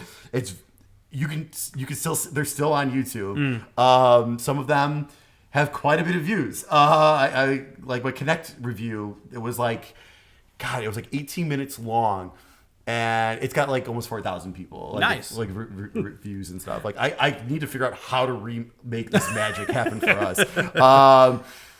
But I think what it was is just that 8 years ago or so, not as many people were doing this. But that was my first experience with actually editing and all that kind of stuff, and so it was. I'll just never forget that. Just getting my hands on certain games and then just talking and it was cool. It was neat. I was like, oh yeah, I can do this. Like, it was kind of one of those things. Like I've seen other people, like IGN does this all the time. I Right. can do this. I see those guys do it. I can do it. That's how we ended up here. Yeah. Speaking of IGN, I'm going to give them some love here. Do you guys listen to the Game Scoop podcast? I watch them. Every once in a while. That is a staple in my week. Yeah. The mainstays there are Damon Hetfield. I'm gonna forget their names right now. Justin Davis, and then Sam Claiborne, I think the guy's name is. They're mainstays on there, and they're like 30-something-year-old gamers have been around, like, a little bit. Some of them a little bit older than us, but like they just have easily so much fun. They always have a. Sam Claiborne goes back in time all the time, talking about some crazy NES game or some crazy factoid about some like arcade game. I was just like, man. And you can just tell that they are really enjoying themselves and they have really good chemistry together. When you watch them more and more, like they do like the inside jokey thing too. Like they pick up a lot of inside jokes as you go, and they end every episode with 20 questions. So like a video game 20 questions. I'm always playing along with them, trying to get it, But it's one of those things like when it pops up in my podcast feed, like, oh, okay, I know what I'm doing in the next 45 to an hour. And I just absolutely love that. I love that show. I love their format. And they always have some like rotating guests in there for that fourth chair. But like those three guys, like they're good to follow on Twitter. They have good opinions. They have this crazy amount of knowledge and stuff I've never even heard of before. So it's a very informative and fun podcast. What else? All right, I guess a game. It was an Xbox 360 arcade only downloadable game. It only cost $1. I made a game with zombies in it. Or either one of you. I know you're aware of it. Are you aware of this game? No. All right, so it is trapped forever on the 360 stuff. Checked. It was one of those like crazy random downloadable games. The game is called I Made a Game with Zombies in it, but everything's all spelled weird and it's all goofy. And it's a twin stick shooter that just goes completely off the rails, like about halfway through it. So you're shooting zombies and like they got some music playing, and then all of a sudden like kind of changes like. It starts hitting like metal, and as opposed to like zombies, like the background's flashing and changing, like people are having seizures everywhere, and like all this stuff's flashing, the music's crazy, and then all of a sudden you're fighting like centipede type looking stuff, and then Zombies 2, and then at some point the game actually does like cut off. Like if you basically get to the end of it, and it's a score chasing type of a thing. More like you try to like have as many lives and everything like that, and you can play up to 4 people at once. But just like the song they had in it, and it's like one guy made the game and he made his own song and he's singing a portion of it, and it's awful. But it just Isn't fits. like the lyrics that just like I made a game. Made a game with zombies in it. It's just so stupid. Yeah. But it was so much fun. Like I played through that thing so many times. It was one of those like main seats at a party too. Like we were just like playing this dumbass game, and it was like it says so little people know about it, and it's just like, man, I would love to play that right now. And it's just like, I think it's, like I said, it's only on 360. I don't think it will ever be backwards compatible, unfortunately. But man, it's just so dumb. Find the guy who made it and start tweeting at him. Yeah, I should, right. man. But it's like, it's just. We want an X-enhanced You version should of just, this. I'm telling you, go to YouTube. I'm sure it's on there. Just watch someone do a playthrough of it, Yeah. and it's just like an acid trip metal fest, and it is just crazy, and it is so good. Awesome. What's the next one? I'll go with an experience here. There we go. Involves you. Oh, aw. Talking Mike into blowing up Megaton in Fallout 3. Yes. And missing one trophy in the whole fucking game in DLC. Because I was unaware that when you blow it up, that there was. I mean, I figured it's. I mean, I actually didn't think I was gonna blow up. To be honest with you. So like, I pushed a button. Thought it was gonna be a dud. Well, I'm guessing I'm never gonna retrieve that book, fat lady. And it's funny when you go back to later and like something survived. Mm-hmm. She didn't survive. Did the book survive? No, I mean everything's like irradiated, and like there's a couple people like, you son of a bitch. Like when you go back in, and you can go back in there, but yeah, that's a good one. How do they know you did it? I think Because you're way away. you're way away, but I think point. you need to do something. And when you basically break out a Megaton, I think with the bomb, or like you set up the You bomb, plant a bomb on the bomb. on the big bomb. I think someone sees you do that. I think somebody actually tries to talk you out of it, and then you can kind of like walk away from there. I think that's how that goes, if memory serves from many moons ago. That was when I was watching Let's Plays before there were Let's Plays. Yeah, I was a Let's Play superstar. Didn't even know it. You're an audience of one. Yeah. Who's up? Want me to go again? I'll go again. I don't give a shit. I can go. I get quite a few still here. Go for it. I don't have quite a few still here. I do. So this other experience for myself here, but working at GameStop. When I used to work at GameStop, I had just the most fun. So I never heard anyone say I like retail. Yeah. I love to work retail. Well, no, I did not like the retail. I'd rather kill myself than work retail. Again. Yeah, no, agreed. I will live on the streets before I work retail. Yeah, I like the people I worked with a lot. We always had so much fun. I mean, sure, even when shit was going crazy, like we would still find a way to have fun. Yeah. Like my good friend Joe, who's on here with us, not you, us. My people needed me. And he listens to this. So I'm sure he's gonna crack up when he hears this story. But the very first time I ever worked with him was on a Saturday morning. You know, we had to get there. You know, I think he closed the night before, if I'm not mistaken. I get there, he just comes in the shittiest mood possible, like super pissed off and everything. I'm just like, okay, because like it was like my second day there too, and I was like, oh my god, like I am so nervous. What do I do? Because at that time too, I was Christmas help, so like I didn't ring out people or anything. I just helped stock and all that kind of stuff. So like anytime like someone was here that actually needed like real help, I had to go, Joe, someone needs to be rung out. Like I was so nervous to go, Joe. And me and Joe, we would every time we'd work together, we'd have a blast after that and everything. We had a whole bunch of fun. It was always so much fun working there. And then stay with my friend Dan. So he came over from the other Orland store because I was in the mall, which that alone is just hell. But we had a ton, Christmas season. Our whole back room was just filled with boxes for just because we were like one of the highest selling stores in the area, and so he came to help us.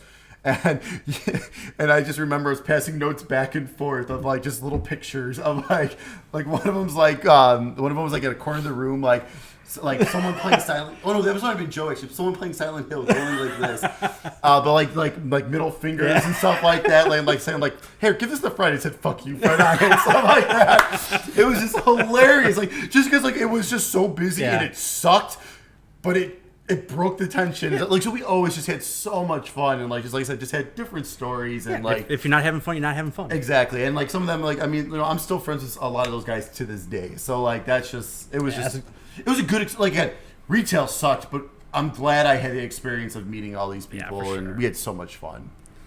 All right. This is like a simple one, but like still kind of blows my mind that we just get free games now. Like every month, Yeah. we get free games. Who wants some games? We got some games. Come on, yeah, free. You gotta pay for them, but free. I feel like the gaming universe owes me for some of the shit I've bought in the past. That's true. That's This a is good just point. this is just balancing out the field. And this is a really good month to be talking about all this Yeah. because I mean Yeah. both Oh, I know. services have really stellar lineups this Yeah. month. But like man, like that's crazy that we're just like in the same thing with, like the PlayStation Plus. Like you're like here's a VR game for you this month. Yeah. Or here is That's You. Or Yeah. like it's like here's a thing. Have fun. Yeah. Go nuts. The funnier thing is, everyone who games would have like years ago. I'm like, yeah, I'll take free games.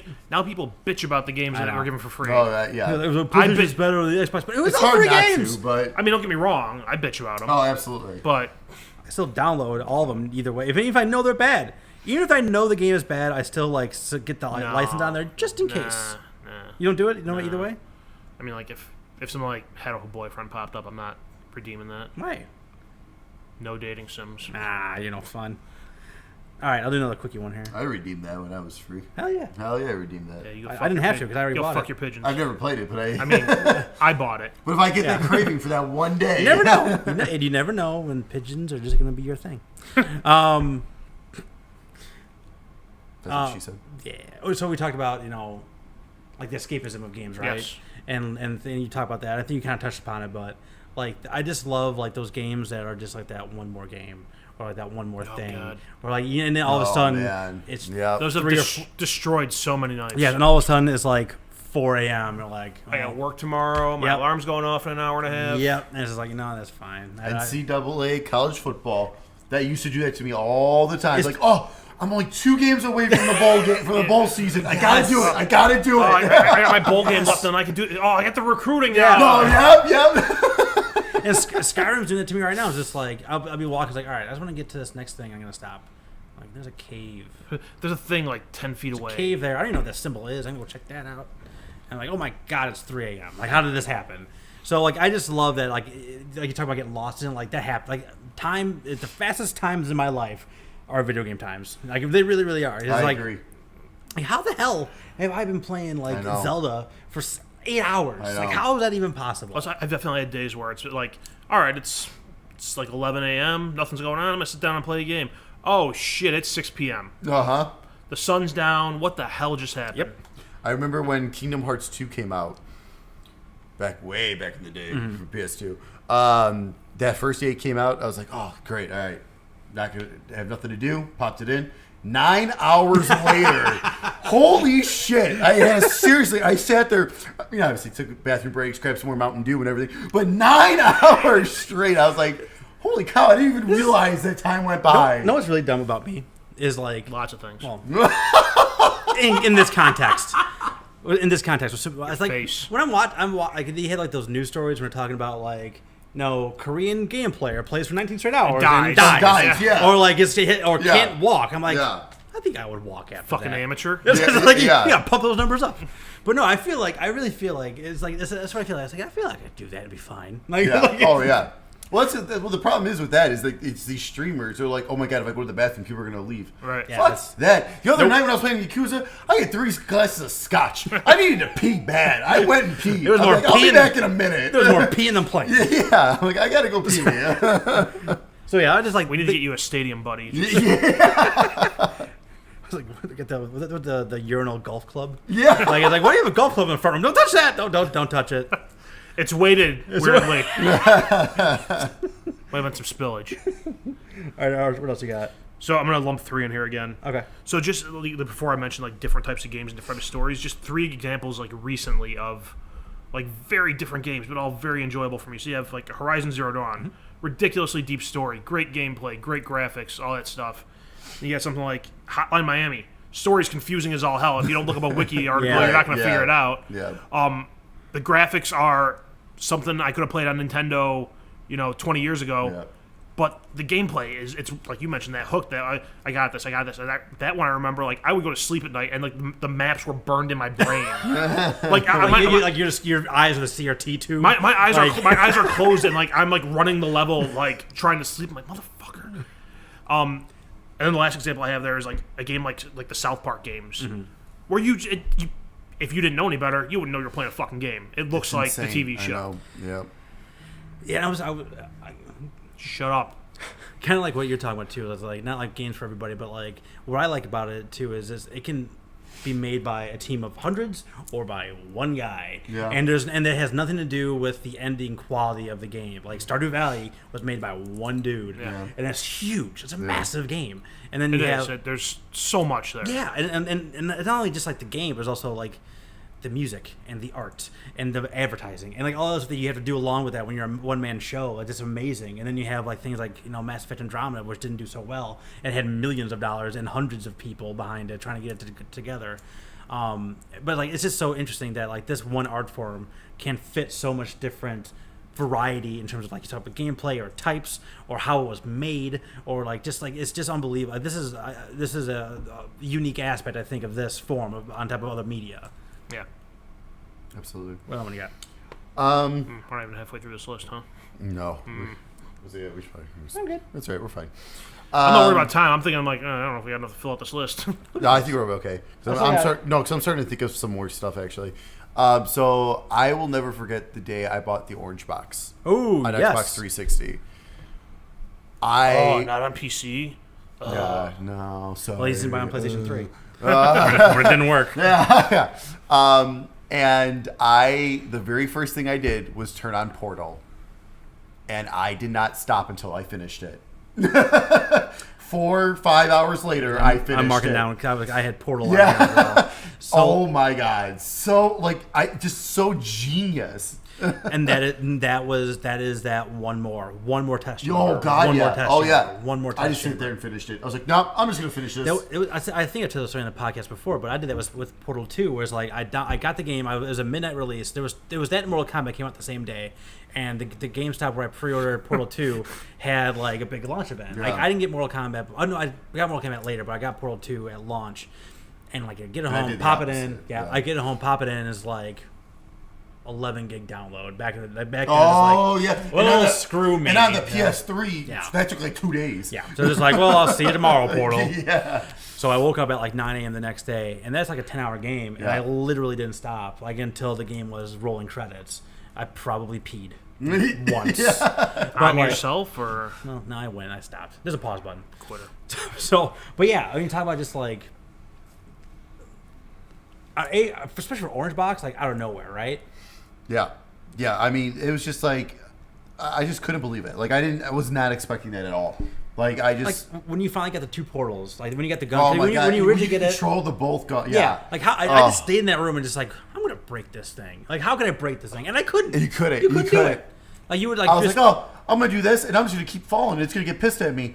No, Nope. I'm just gonna keep falling. It's like, well, I'm at terminal velocity now, so. and then bloop. Yeah. I was like, oh, well, good. I tried that. And you put one here and put it on the other side of the corner, and you look through and you see yourself. And Oh, it that was works. so You know, like crazy. you go forward and backward, like oh yeah, it's working. So crazy. I know. And then once I finished that, and then delve into like Team Fortress 2, I was like, holy crap, this is awesome. Like this is like I am not a multiplayer person, and I was playing quite a bit of Team Fortress 2. But yeah, Orange Box was just Yeah, I don't think Team phenomenal. Fortress 2 gets enough credit. No, that game was phenomenal. For like, I mean, like when you, I don't think Overwatch exists without Team Fortress, Mm-hmm. without the way they did their class base and characters and like how they like fleshed out their backstories and like there you can see a lot of that DNA in It's Overwatch. not mentioned so much now, but when Overwatch first came out and everyone was all abuzz about it, there were a lot of Yeah. outlets saying this is Team Fortress 2, just with different characters Yeah. and prettied up. yeah. All right, this is a serious topic. Oh. I want to talk to you guys about new game smell. Yes, Mike, we all know of your love for new game smell. To this day, We are well aware. every time I love being able to download games, But I still do every single time I open up a game. I don't care what kind of package. When I got the download code for PUBG, I still try to smell it. Like in the email? I mean, I got a box. It was a code, I got the code in a box. Yeah, it's like, it's just paper. There's no plastic or ink on this one. I don't know. Fine.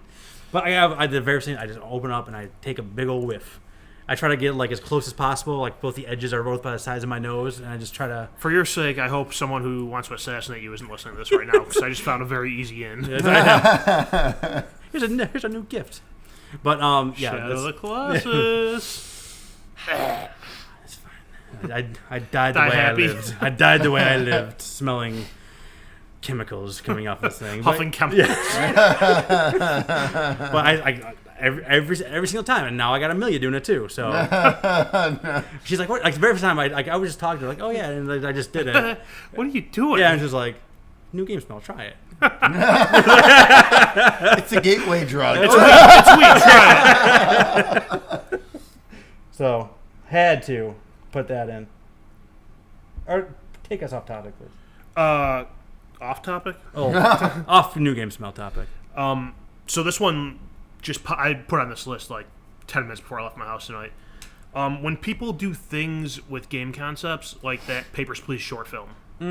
Oh yeah. If you haven't seen that and you know what Papers, Please is, go on YouTube and look it up. That is a phenomenally well done short film based on a game that's pretty straightforward. Yeah. Welcome home. Hello. Oh, it smells like hot in here. It smells like boys. Smells like boys in video Is it games. sweating to death?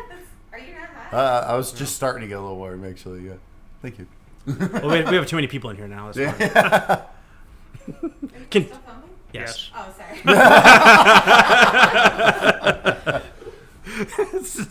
Melissa, everybody. Melissa. I lost a point there, but yeah, it's a 10-minute short film on Papers, Please, and like I said, it totally encompasses everything I loved about that game, and it's really great. Yeah. Ooh, and the egg. Yep. Another one? You want to stay? You want to take one to go? Let's see here. Oh, okay, here's a good story. I'll try to keep it quick. I'm sorry, I have so many stories. It's a lot of my video games have stories. So back in my younger days, I was an altar boy, Oh no.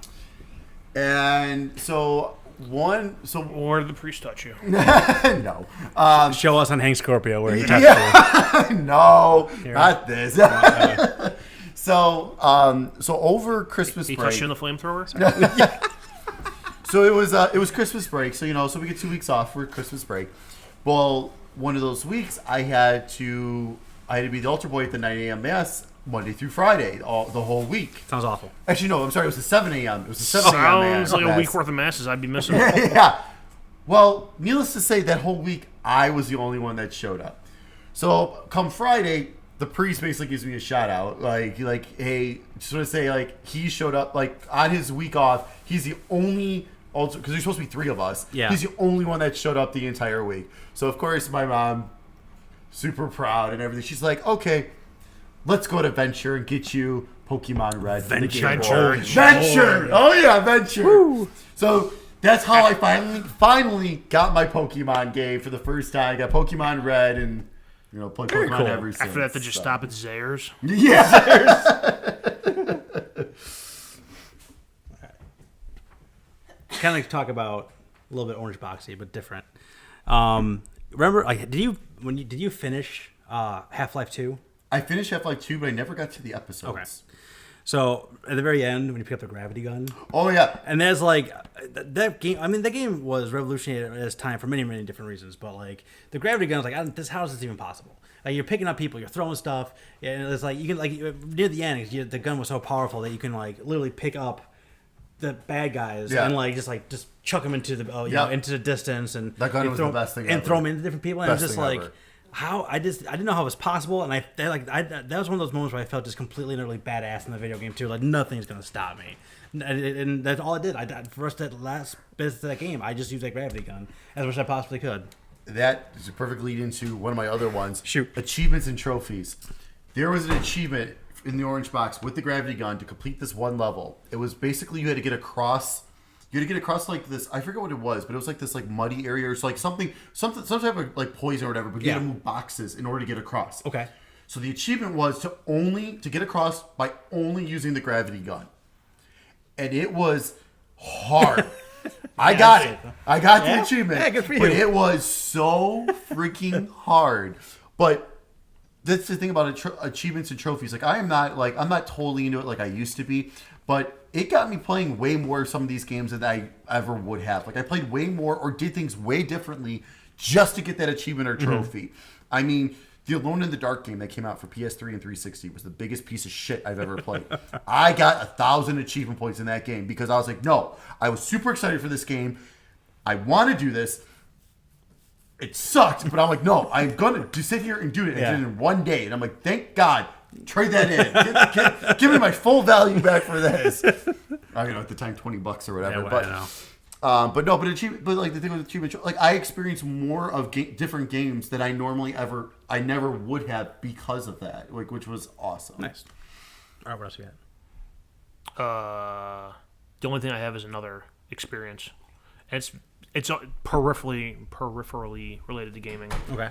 It was whatever year my birthday was when you called me out of the blue and like, let's go out. And then we ended up at the apartment in Summit, and you guys are all playing Guitar Hero, and Mike stupidly gave me his phone, intelligently gave me his phone at the end, it turns out. So I just start text messaging people. It was his birthday. And that was the night I think I met the whole crew. I think it the was first too. time. Yeah. But yeah, you guys all sitting there playing. Everyone's sitting there playing Guitar Hero, passing the guitar back and forth. I'm just sitting on the couch with Mike's phone. I give it back to Mike the other night. He's like, "What'd you do?" I'm like, "Nah, don't worry about it." He's like, "Okay." He did lots of stuff, but it was fun. No big loss occurred. No, trust absolutely me. not. So, talking about that, I'm just gonna put in the Rock Band days Yeah. as a whole. Oh yeah. And I'll tell you my favorite Rock Band story. It involves my brother. So, it was his birthday. We were at the apartment in Summit, and the way that was laid out was they had the dining room and kitchen and the long hallway that led all the way into the front room. So you can be sitting in the dining room and you can look into the front room. Okay. So we're in the dining room playing a card game, and I peek in. Matt's booting up Rock Band. He's playing by himself. Well, there was one guy passed out on the couch, and then Matt playing in the front room. So we're playing a card game, whatever, and I look back over, and I look over, and Matt is playing as hard as he can. He is playing as hard as he can on easy. Like, you know, it's just like, he only ever played on easy, but he played with his entirety of his ass. And he is just rocking out. And then, like, I'm looking at him like, oh, he's having a good time. And I go play some cards. I come back out, I look back over again. Now he has no shirt on. So he's still playing as hard as he can possibly play on easy. And so we go back. I told him, holy fuck! You're like, oh man, he is messed up. And plays a card game again. I turn back again. Now he has no pants on. So now he is in the front room in his boxer shorts. But he's like playing, and his ass is right by the couch where the guy is passed out here, and his ass, and the guy's face is here, and he's like just complete, and he is on 10. And I look in there and just like one note, you know, but he is just like. The kid was railing on it as hard as you possibly can do. That was like kind of like the Rock Band like era in like in a nutshell. Like, let's get really drunk and play a lot of Rock Band and not care what's going on around us. Yeah, me and my buddies used to get together every Tuesday and we'd play Rock Band, and we had this was also like GameStop, and we had a competing band from other people at GameStop. They had, so we'd always look up with it their score of like, we had like 2 or 3 certain songs. What was one? Oh my god! I'm just like, Paramore, Crush, Crush, Crush. Yes, we always used to play. We would feud on War Pigs. I think was one. Okay, and Living on a Prayer by Bon Jovi. Okay. Those were our 2 songs that we always were like very close in score on. So we go look. Oh man, they beat us because they didn't play like on Thursdays. Yeah, like, they beat us last week. All right, now it's our turn. We just go and just play as hard as we can and try to beat their score. Do it again. It was awesome. Yeah, we were trying to get we had a couple like 100% runs in those days. We had a couple. You can get gold. You can get it was a star system 1 through 5. But then you can get the gold. You can get the gold stars too. We got a couple of those. Yep. But perfect wasn't even good enough. Like you had to be perfect and hit all like the multipliers in the right time period. You had to use your star power. So and everything. That was quite the achievement. I think I only got it like a couple of times. Man, when the Rock Band was a thing, there was no so much fun. There wasn't even a question what we're gonna do tonight. Right. We're gonna finish work. we're gonna get drunk, and we're gonna play Rock Band. That was what we were gonna do. So much fun. What else you got, Art? Are you done? One more thing I Yeah. have. So going back to my flirting with greatness thing, there was one point in time where I think it was in Black Ops Call of Duty, me and Andy were like in the top 10,000 in the world for Nice. the zombie mode, and it was something where like I think we played for the game we played lasted for like 2 hours, and it was one of the things we get to the end like, oh, we're in the top 10,000. All right, never playing that again. I only played with Andy a couple times in Zombies. He was good. Yeah. Oh man, yeah, put me to shame easily.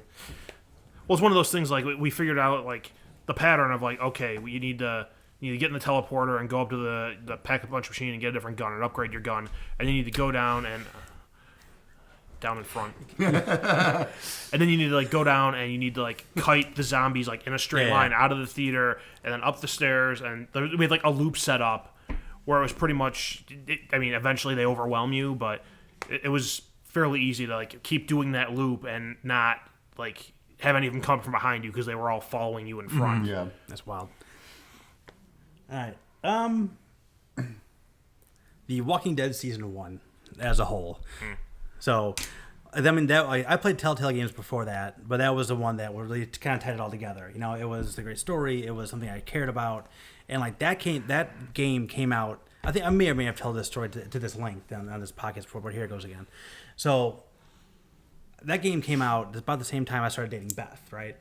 So like, I mean, Beth has 2 kids. Like, I've never done that in my life before, and I'm playing this game with Lee as like trying to figure out how to take care of this girl. He's never done that before. So like, I was having those parallels throughout the whole thing, and then when you get to the end game, and it's just like a gut punch to begin with, but like tying like my real world like experiences into that at the same time. Like, there was like it was a just like I remember like when the game ended, just being like, put my, I said, I've told you this before, I've cried at the end of that game. Yeah. And I just put my controller down. I was just exhausted. Like, I was like emotionally and like physically like exhausted at the end of it, just because like the situation I was put in, and just like how I was relaying that to like what was happening to me in my real life and trying to put it all together and how I would not really react. And it was just like, it was like the perfect storm for the perfect game, exactly what I wanted to do in that moment, right then and there. And it's like that's like a special moment in my gaming history, is playing through those 5 episodes of season 1.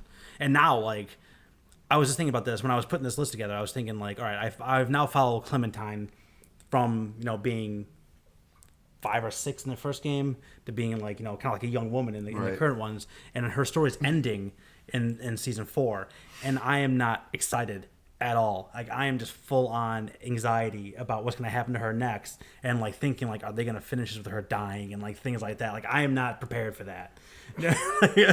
Which it sounds like over dramatic, but like I do have like out of all the characters I've ever played with in video games, like Lee and Clementine, especially Clementine, I have like an attachment to that. It's like, it's kind of hard to, I don't know, Explain. Yeah. So like it's so unique and so different that like that game itself, and like those moments in it, held like a special like place in my psyche for video games forever. Sure. What's the next one? Please make a happier story. It's kind of in between. The music in Final Fantasy games, like that, sometimes make or break certain things. Like, there could be certain things going on where it's like, this isn't great, but oh my god, this music, it's like just phenomenal. Mm-hmm. Like, it really brings me into the game. And there's just been some that never, like To Xanarkin in Final Fantasy X, the theme. It's just so awesome. Like, it's so cool, and I will never forget that theme song. And then, like, same with, like, Final Fantasy IX, my favorite of all time. Like, just the different music as I go through it, I'm just like, oh, this is just so good. Like normally, like, I don't listen to a lot of instrumental stuff, but like, I could listen to those songs like all day, like, no problem. Whenever if I do study or work, like if I'm doing work and I listen to music, I can't listen to anything that has words in it. So like, I'm on Pandora listening to game scores and like movie scores and things like that, just because like it's that's special. And the Final Fantasy stuff comes up all the time. Oh god, yeah, it's just so good. It's takes you a whole another level of the game. You're trying to pump yourself up, just look up for the Hotline Miami soundtrack. Yeah. No one has a really good soundtrack. I've never played the game, but no one has a really good soundtrack is Undertale. Like that one always pops up too, and that one's really, really good. Let me talk about that one. Oh, I like the quick releases. The what? Oh yeah, like just like coming out in 2 months, or like, Yeah. or like yeah. Like kind of like how like what Fallout 4 did.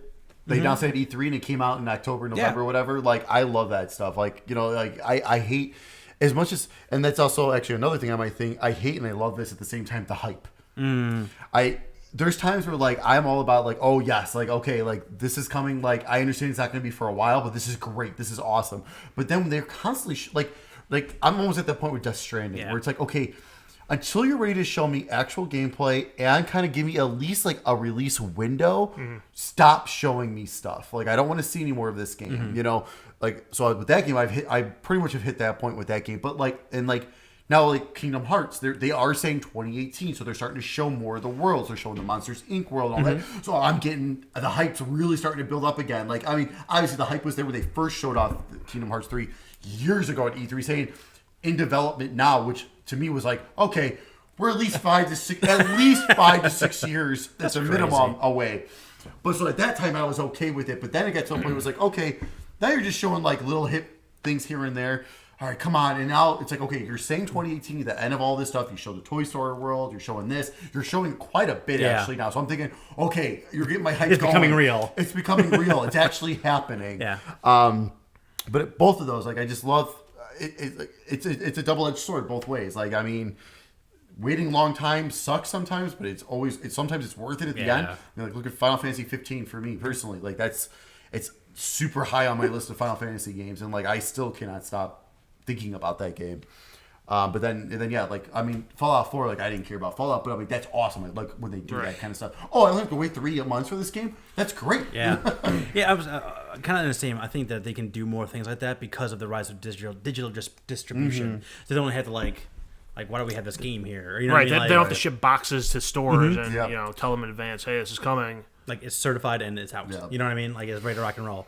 So like, the rise of digital distribution I like a lot, just because I think the sales are really amazing on most of those things. They have a really good sale on PSN right now. It's gonna be done by the time this airs, but really good sale on that, and it's like You people missed a really good sale on PSN. yeah, really good. Man, I'm telling you, that's making my New Year's resolution really tough right now. Just trying to go. There's through a that. few things on there. Yeah. Talk about music. I just love the Mario music.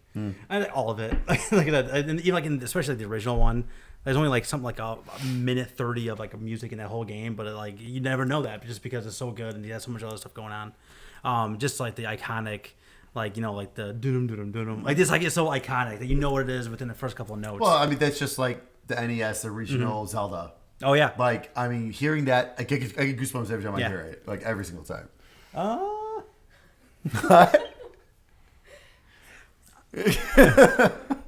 I'm gonna put down just the Switch as a whole. I love my Switch, and I'm growing more and more attached to it on it every day, every single day. Like it's by the bed. It's not even docking anymore. Like it's next to the bed. I will say when I got one, I expected to just stay docked most of the time.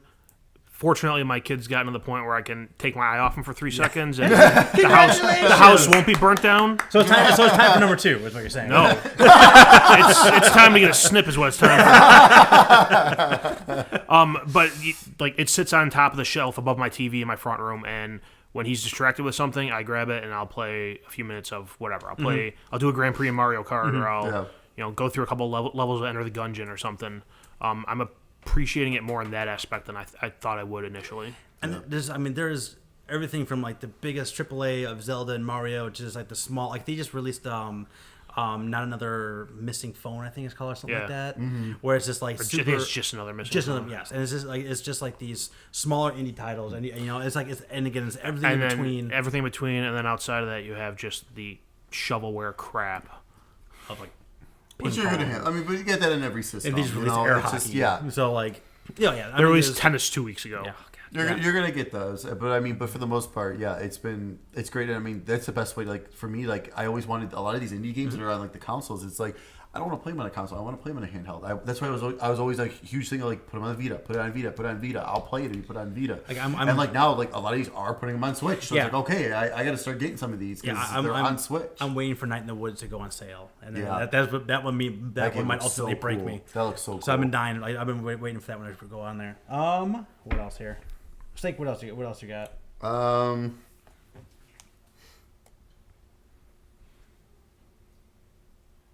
midnight openings. Those are. I always had a whole bunch of fun working and going to midnight openings. When I used to work them, I used to like.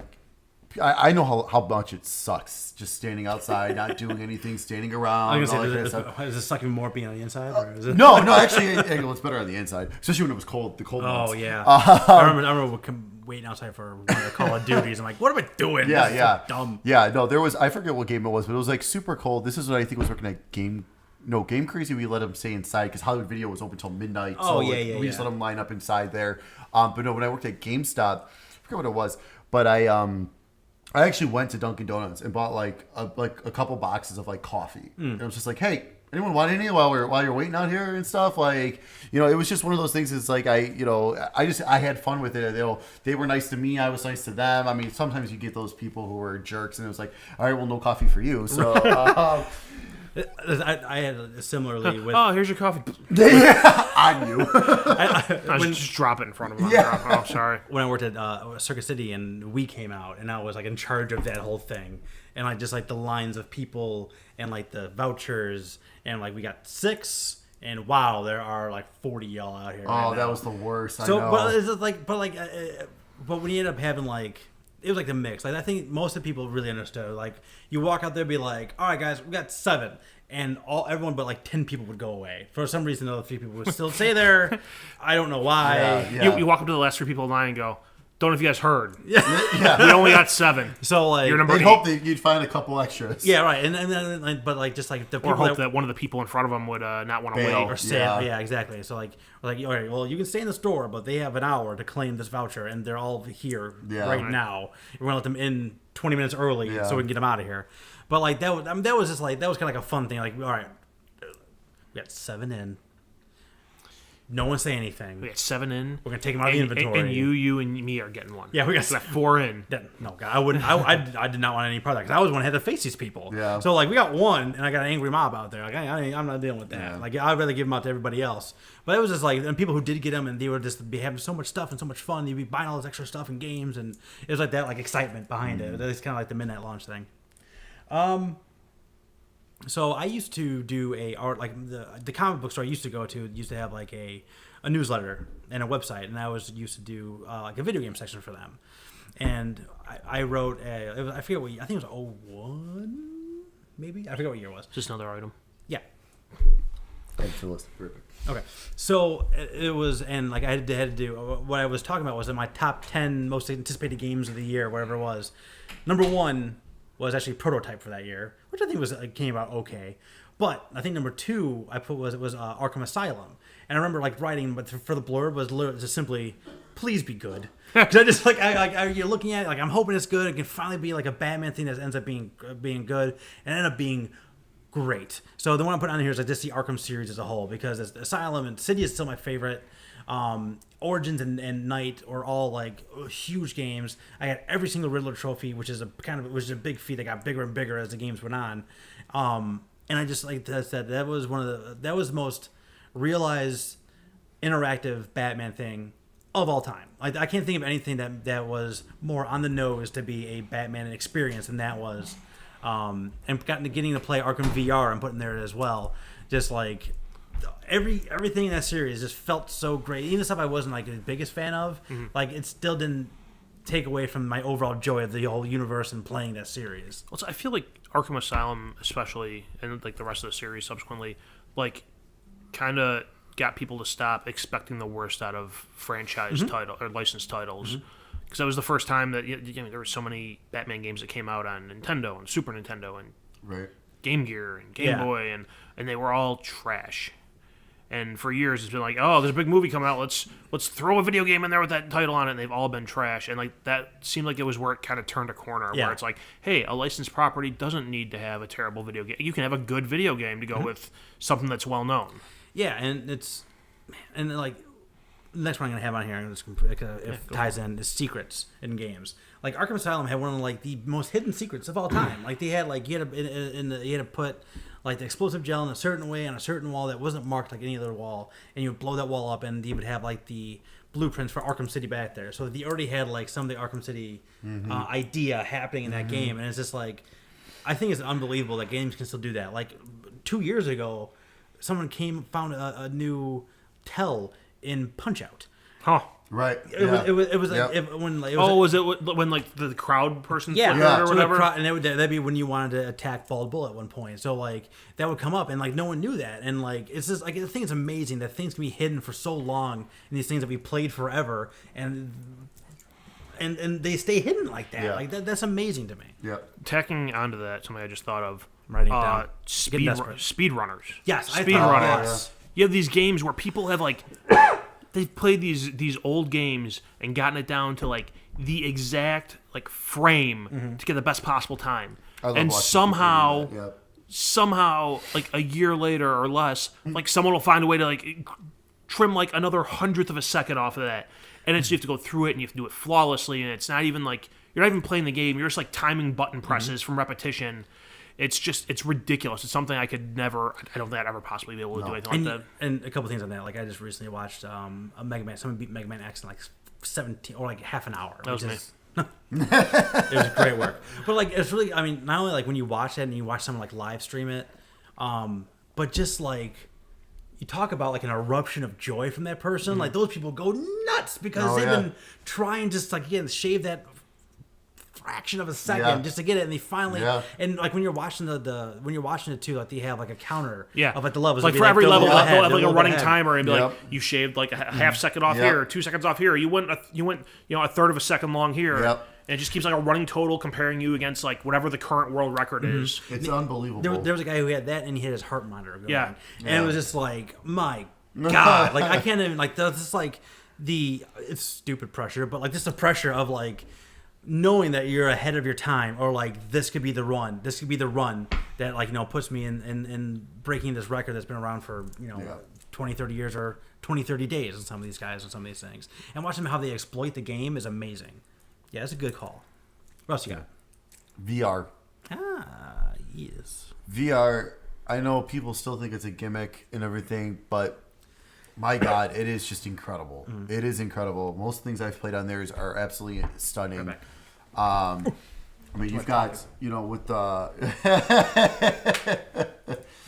with... It's our love fest, right? Yeah. Orgy! But I mean, like with like PlayStation VR, like the Farpoint, like with the aim gun, like I'm sitting there like moving around, shooting and stuff like that. I mean, like it just feels so real and it's so cool. I still gotta dive into Doom, and then dive into Moss as well, which is like I hear like you just feel connected with this mouse. Like you just feel like it is your pet and you care about this mouse. You want to help them. You're getting the back on this time. Ooh. Let me wax that ass. And like now they just announced like a VR experience for Planet of the Apes that's coming out in April, which is going to take place like in the laboratory of like when like the doctors like experimenting on the apes and stuff like that. Like so, Is like, it Dr. Ozzy? So like I'm really I can't wait to try that. I mean I love the whole Planet of the Apes world. So the fact that I can dive into the world myself, like that's gonna be really really cool. Nice. And I just love everything they're doing, and I just want them to keep doing more. And it seems like it's really growing. It's continually growing. Like PlayStation, like with Paris Games Week, like I couldn't believe how much VR stuff there was. For sure. And I have a feeling there's just gonna be no different. I got 2 more. So I'm hoping. Do you have 2 more? I could make up too much. I can wing something in here. Awesome. We're gonna have 50. We've talked about like gaming experience with but like just couch co-op in general. Yeah. Like when we get a chance to like the group streams, and like couch co-op has like really changed. It used to be just like a split screen, but now it's like you don't know Jack, Use your phone. Nidog. This is like there's just so many different ways that is still around and evolving. Not as much as it used to be, but gaming is different though now. But like when you get a chance to play like Nidog, Cat. or when you get the cat. So when you play like say like Nidog or like Towerfall, I think the game is the name I'm trying to. Towerfall Ascension. Yeah. So like games like that, like it's still single screen, but like you talk about like the competitive nature of games, like there's that involved with it, and just like how fun and just Play like some of the, yelling at each other and just like ramp it up, and then you finally get So the 2D Mario games on Wii and Wii U, where you can completely fuck over the person you're playing. the with. Mario Party games. No, the Mario games. Oh, dude. yeah. Oh my Where you god. can pick up and throw the person you're Fuck playing playing with. those games with multiple people. They could stomp on you and Yeah. stun you, and that was the And worst. I am just so pumped for whenever a new Mario Party gets announced for the Switch. You know I it's want to be coming. in That's this. coming. I was like, I that's want to be in gonna be this a group front stream. room, That's gonna be streaming the awesome. hell out of we that will thing. be. We will be. I need to borrow somebody else's Pro Controller because I don't want to break mine. Steak, what's the other one you got here?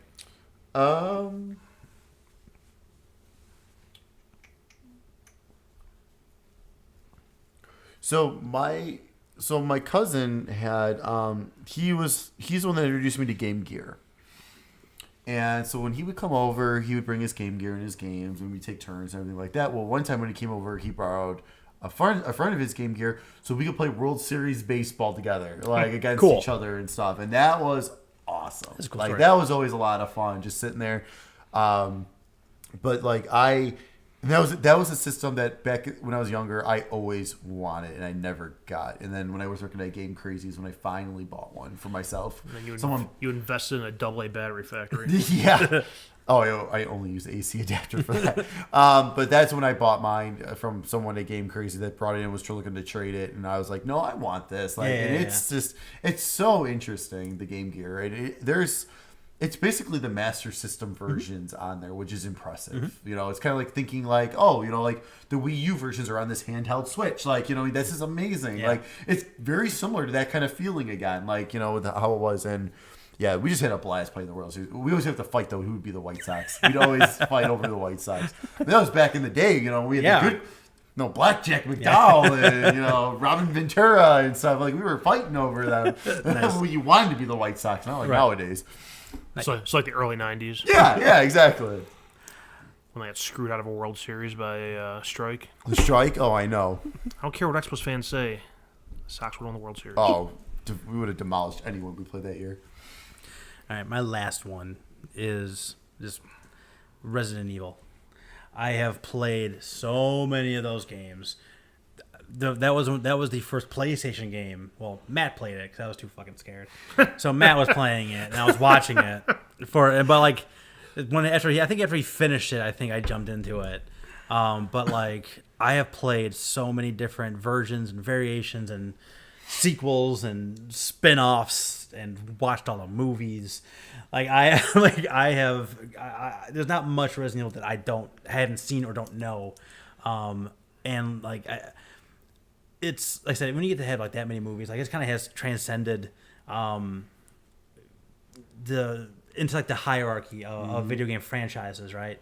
So, and like now that I know at some point they're gonna be showing the Resident Evil 2 remake, and I am just dying to see that and get my hands on it and jump into that world one more time. That's my example of hype gone wrong. But they haven't like showed anything. They said That's like the problem. you know, it's like they you showed announced it like literally 4 nothing. years ago, and you have not I shown know. a single, not even a screenshot. Yeah, they have not showed anything.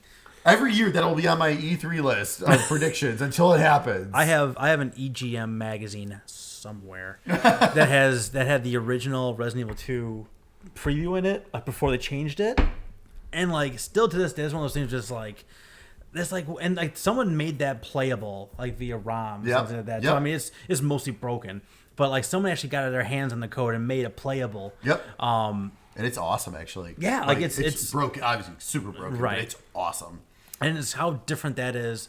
So like I don't know if it's something like similarly is happening with the remake, where it's like they try to do it one way, it didn't quite work out. Now they're trying to do it a different way. But they've had success with like the Resident Evil original remake and Zero remake and things like that. So I don't know, we'll see. But yeah, Resident Evil as a whole has like a special place in my heart again in games. Yeah, because I also have the ROM of the Game Boy Color version of the original Oh my Resident Evil, God. which that was going to be amazing, and they scrapped. I have a feeling they were just running out of space to put on the cartridge because it looked for a Game Boy Color game. Right. I was like, holy crap! Like this is really impressive, and I think, but I'm pretty sure they probably just hit a point where they're like, oh, we filled up the cartridge. We're only a fourth of the way done with the game. Crap. We don't know what to do now. That's crazy. But yeah, because like it's super again. Just like the other thing, it's super broken and it doesn't work very well. Especially if you go into one of the rooms, it like completely breaks down. And like the main dining room doesn't have the table there. Like it's missing because like they just They it's didn't get not finished. You know, it's just somewhere someone leaked it or whatever. But it's very interesting. Like, Yeah. and then Resident Evil 7 with the VR, like entering a whole nother dimension, Mm-hmm. like just insane. All right, last one. You guys get to fight over it. You got one? I'll go for it. It sounds kind of like kiss-ass-ish and brown-nosy, but I don't care. The evolution of just video game coverage. How it's gone from being this thing that like you might find 1 or 2 magazines in your corner store like maybe once a month or once a quarter to this thing where like you can go online and there's a dozen like big websites covering everything, getting access to people on the development of games that you never would have had access to, getting information that in all reality we have no right to have access to. Yeah. The fact that that's a thing and that's allowed and that feeds into the obsession with video games at this point. Yeah. I think it's entertaining. It's kind of amazing because if you think about, but put that type of coverage to any other like medium, like maybe movies get that kind of coverage, but I think even like the number of outlets covering movies is smaller than what video games has that gets that type of access. And it's just cool to be able to, like you guys talked about, like, you know, hype gone wrong or hyping games. Like you get information about these games like way further in advance than we should, and way more information than we should. And sometimes it's great and it gets excited. Sometimes it's terrible, and we're like, this sucks. I didn't want to hear that. But Right.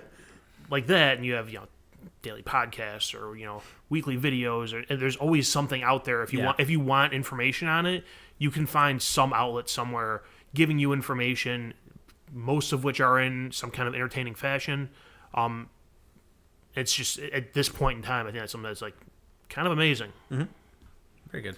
Yeah, when I was younger, like I always think back, trying to remember how did I find out about these games? Like how Game did I, Informer. yeah, right. But it's like, you know what I mean? Like how did I find Yeah. out about like all these games that were coming out and how popular they were going to be and stuff like that? You know, like EGM was my magazine back in the day. Like I was all about EGM. I just remember when I was a kid, like every time that new EGM came in, I read that magazine Cover to front- cover. to cover. Every yeah. advertisement, every letter to the everything. Oh editor. my god. Yep. And it was great because I remember in grade school, like they used to give us a hard time because like we'd have like part of our lunch would be like study part, like we were supposed to read a book or Yeah, whatever yeah. like that. And I was like I remember one of the times like someone, one of like the lunch ladies or whatever was like, "You can't bring a magazine. That's not a book and everything." And then one friend backed me up. He's like, "No, he actually reads it. No, he actually reads the whole thing. I read the articles. I read the coverage. Everything. Yeah. I read every caption underneath every image. Like it was just, I always look forward to that new EGM. And like I said, just that and Game Pro. Those two were my top two. Yeah, I mean, I'd still like a Game Informer now, but like I had Game Pro for a while, and I got PSM, the PlayStation magazine. I got that a for a long little time, while. like the too. independent one. Yep. And then I started getting the Xbox magazine because they include the demo discs. right. Which was awesome. But God, yeah, demo that was discs. always exciting to get that next month's magazine in the mail. Very cool. We did it, guys. That's it. Woohoo! We made 50. Took 2 hours. We'll That's get fine. 50. And we still got my gift to you. Hey, we made 50. Guess what? I don't think we're doing this again. 50 was a struggle. I can't go any It's all right. higher. It was the big 50th episode. It's all good. So we had. It only happens once. Right, That's exactly. right. All right, so. Unless we lose this recording, then it never happens. Oh God! Oh, don't, Jesus. don't. Don't even say that. What a world. So it is now time for my gift to you, where this is a segment where one of us gives someone else a game, gives them a chance to play something they never played before, and give a review for it. So Steak gave me the mobile, or is it Final Fantasy 15 Pocket Edition? I think is what it's called, right? Yes. Okay. Well, that game never worked for me. Oh, I text you the thing where it's just like I got no sound, and Yeah. I could not figure it out. I don't know why or what. I looked up online. I have like a newer iPad, so that's I don't. crazy. So like, and it got to the point where it's just so distracting. I couldn't even play it. Oh, However, I've regrouped, and there was another mobile game I saw when I was on there. Some people that I follow in the game industries that are like I usually share opinions with have been talking about this game called Florence. Have you guys heard about this I've one? heard Seen about this it. one? I've heard about it. Okay, so Florence is Nightingale, no. place in Italy. No. And the machine? Nothing? Anyway, so Henderson. no, none of those things. Stand by me. So Florence is again, it was on iOS. I think only on iOS, maybe on Android as well. I should have done some research. I didn't. And thank you. So it is essentially the story about about Florence and how she basically one of her mid 20s, which involves getting in a relationship with somebody. But it is unbelievable how they can take like a semi-complex story, ideas, real life, earnest moments that people have in their early to mid 20s, especially in relationships, and get all these points across without saying a single word. Because there's a little bit of text in there, but like all the main story beats, there's no text whatsoever. But they portray it in the pictures they show, and they portray it in the actions you do in the game. So the way the gameplay is, like, you get little everything's hand drawn. So you're either scrolling and like it's kind of telling like almost kind of like a comic booky story, where it's like it gives you some semi-animated pictures about what's going on in the story, or it gives you a puzzle to do or a picture to get into focus, or but it's all helping telling the story of what's happening between these two people. Fuck off, kid. Like, in the very first couple instances in the game, where like you go like a normal day of Florence's life before she meets this guy, and it's like just a everyday life. They're showing like she's on a train and she's looking down on her phone, and you can see just like the bottom piece of her phone, and it's like Facebook or Twitter, and it just shows like or retweet. But you can only see like a third of the picture, so you're really not even paying attention to Twitter. You're just hitting buttons, like you're just going through your motions.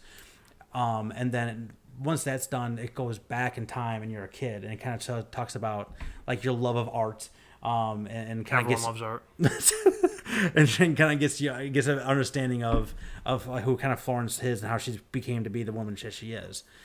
But at the very end of that, like there's a clock on the bottom and a Polaroid picture of you and two of your friends, and you have to move the clock. But when you're moving the clock forward, the people in the picture are getting a little bit older and also spreading apart. So like that's like, again, it's not giving you any words, but it's telling you a story. Like time goes on, you're growing up, you fall apart from your friends to the point where the picture has them completely out of it, and it's just Florence in there. When you meet the guy and you have it on your very first date, the way they do this conversation is there's a word bubble, and you're filling in the word bubble with puzzle pieces. The very first, like when the date first starts out, the word bubble is like, I think 6 or 8 puzzle pieces and a little more complex. But as the date goes on, it comes down to just like 3 pieces or 2 pieces, because the conversation's gotten easier, because you've gotten to know her, and you've gotten to know the guy, and you've gotten to realize I do like this guy, and you end up having an easier time with the date, and that's how they portray that in the game, is it makes the puzzle pieces easier. Later on, when it gets a little more, heavy, and the relationship starts having its problems, like they have a piece where you're putting puzzle pieces together, and they're constantly just like spreading apart. So you can't get them back together no matter what you do. You're trying to put it back together, and eventually it just moves on to the next thing. Like you can't do it. But what's really cool about I think the overall story is I don't want to spoil it, but like it's trying. How do I say this without spoiling it? So it's like, I don't know, this is a review, so no spoilers. Exactly. Yeah. So like it's I mean, the whole game takes anywhere from like half hour to 45 minutes. It's super short. Yeah. So I mean, I don't want to talk too much about it just because. Oh, it's iOS. Is it only okay? So I mean, I did play on my iPad, and like it was actually, I mean, the artwork is very simple, but it's very beautiful, and it's done in a way where like it has a lot of little details in it that again helps you kind of understand these two people without ever talking to them. But like when it gets to like the climax of the story, like you kind of really understand, like, okay, everything's gonna be fine. Here's why it's going to be fine, and like, man, like I have been there. You know what I mean? Like you like I can't imagine someone who has not been in. Jesus Christ, I cannot believe anyone who's been in any kind of relationship, whether it be romantic or friends or whatever it is, how they couldn't take some part out of this game and apply it to themselves when they've been in that moment or currently in that moment, and then see ways to go to the next level. Like, that's crazy. Go to the next level. What kind of drugs are you giving that cat? That cat lately at night has just been bonkers. Like he goes nuts. I'm gonna bring like a squirrel trap or something next time and bait it, so he's trap that thing up during the podcast. But yeah, man, it's like it's like $3, I think it is, right? It's cheap, yeah.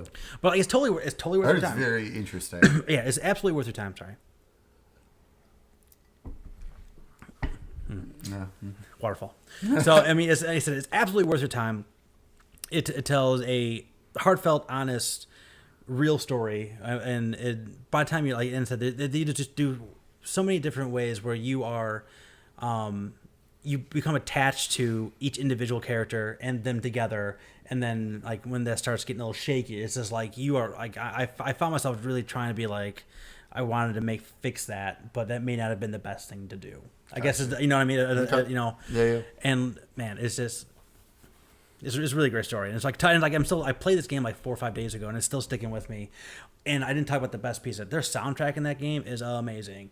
The guy, like the boyfriend, is like a cello player, so they have like an orchestral theme going on throughout the whole thing. It's very cello heavy, but he also got piano, and it's very it's all orchestral.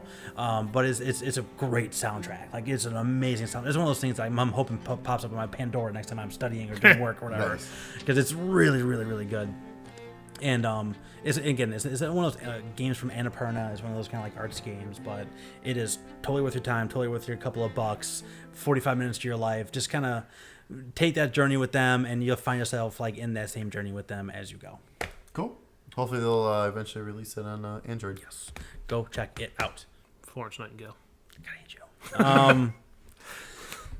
I've done way too much talking this episode. Now for you, big man. Tread carefully. No, so I got something lined up for the next no. person who wrongs me. no, so I know you and I have talked about it, but have you played Inside, or have you bought it? No, and I don't know.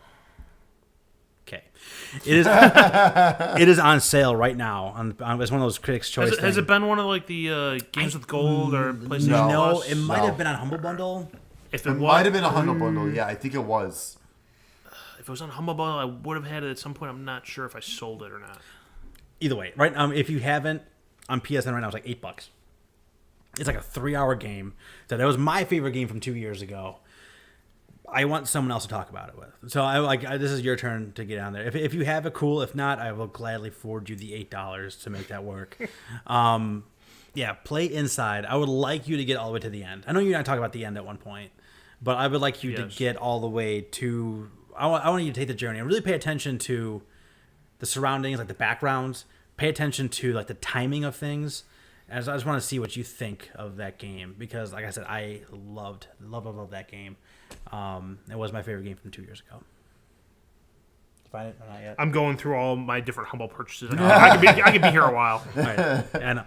I got all kinds of stuff from them, man. Like, honestly, God, like I do the monthly thing. I got comic books from them all the time too. I get like weirdo. They always have Image has on their stuff a lot. And I'm getting like for $20, I'm getting like 3 full copies of like Spawn Collection, and like wow. and Saga, and like all kinds of really awesome stuff. That's neat. As long as you don't mind not having like the physical copy of it. Right. No. Sometimes it's worth it though. All right, for the price. Oh yeah, 100%. All right, I'm about to throw this to you. Throw what to me? What are you talking about? Where can people find us online? So I need you to get off your goddamn phone. I can't. I have to look through all the purchases. People have been listening to us for over 2 hours. I know. We're trying to wrap this up. Come on. It's Thursday. I'm trying to go home so I can play Sunset Overdrive, so I can buy God of War when it comes out. God of War is your target game now? I think so. When does it come out? Is it April? April 420. 420. Just please. Oh my god. I think I can. Oh, hey, look, possibly do I that. still have the key for Inside. Hey, perfect. Then I don't have to buy it. Give me $8. No. Yeah, check that out. All right. Now that you're done over there, can you tell people? That was important shit, okay? Tell people where they can find I us want to know online. if you owe me $8 or not. People can find us on. That couldn't have come at the worst time. People can find us on. No, I'm good. You done? I was ready 2 minutes ago when you were just playing slap ass on your phone over there. I'll show you what slap ass looks like. Orgy. We're back to the orgy again. Hang on, let me whip this out. Where can people find us online? Apparently on Pornhub, if this keeps up. Probably made that happen. People can find us online on Facebook, iTunes, SoundCloud, Google Play, by searching The Sticks Podcast. You can find us on Twitter at Sticks Podcast. Find us on YouTube at youtube.com/SticksGamingVids. Find us on Twitch at twitch.tv/The Sticks Podcast. I think that's it. Steak. I'm Ron Burgundy. Final words. So this has already been a very long episode. This so- makes up for the last one that was like Yeah. an hour and Thank 2 you minutes. for hopefully. Yeah, you so stuck I hope with- you stuck stuck around. with Thank us you and so much. enjoy our Yeah. stories and things Thank like you. that. So Thank I for am joining actually us. going to postpone my final words till next time because this might be a little longer. Because it's going to be a little political Oh. with the stuff about blaming video games and violence and stuff. Oh, no, it's okay. Our very intelligent president has invited the leaders of video game companies to come meet with him. That could be our next topic. So yeah, so we've already talked quite a bit, and I can go on for quite a while for that. And New what brand news item? my throat's killing me. I've been sick all day, so my throat's still Sucking too much killing me. dick. So Orgy. something to look forward to for the next episode. Oh, great. You get to hear us get political. Yes. It'd be fun. I'm going to have a few drinks before that one. What could possibly go wrong? Yeah. All right. Well, happy 50th anniversary, everybody. I don't think that's how anniversaries work. No, but it's whatever. not. No, it's not. Happy 50th episode though. Yeah, very good. See you next time, stickheads.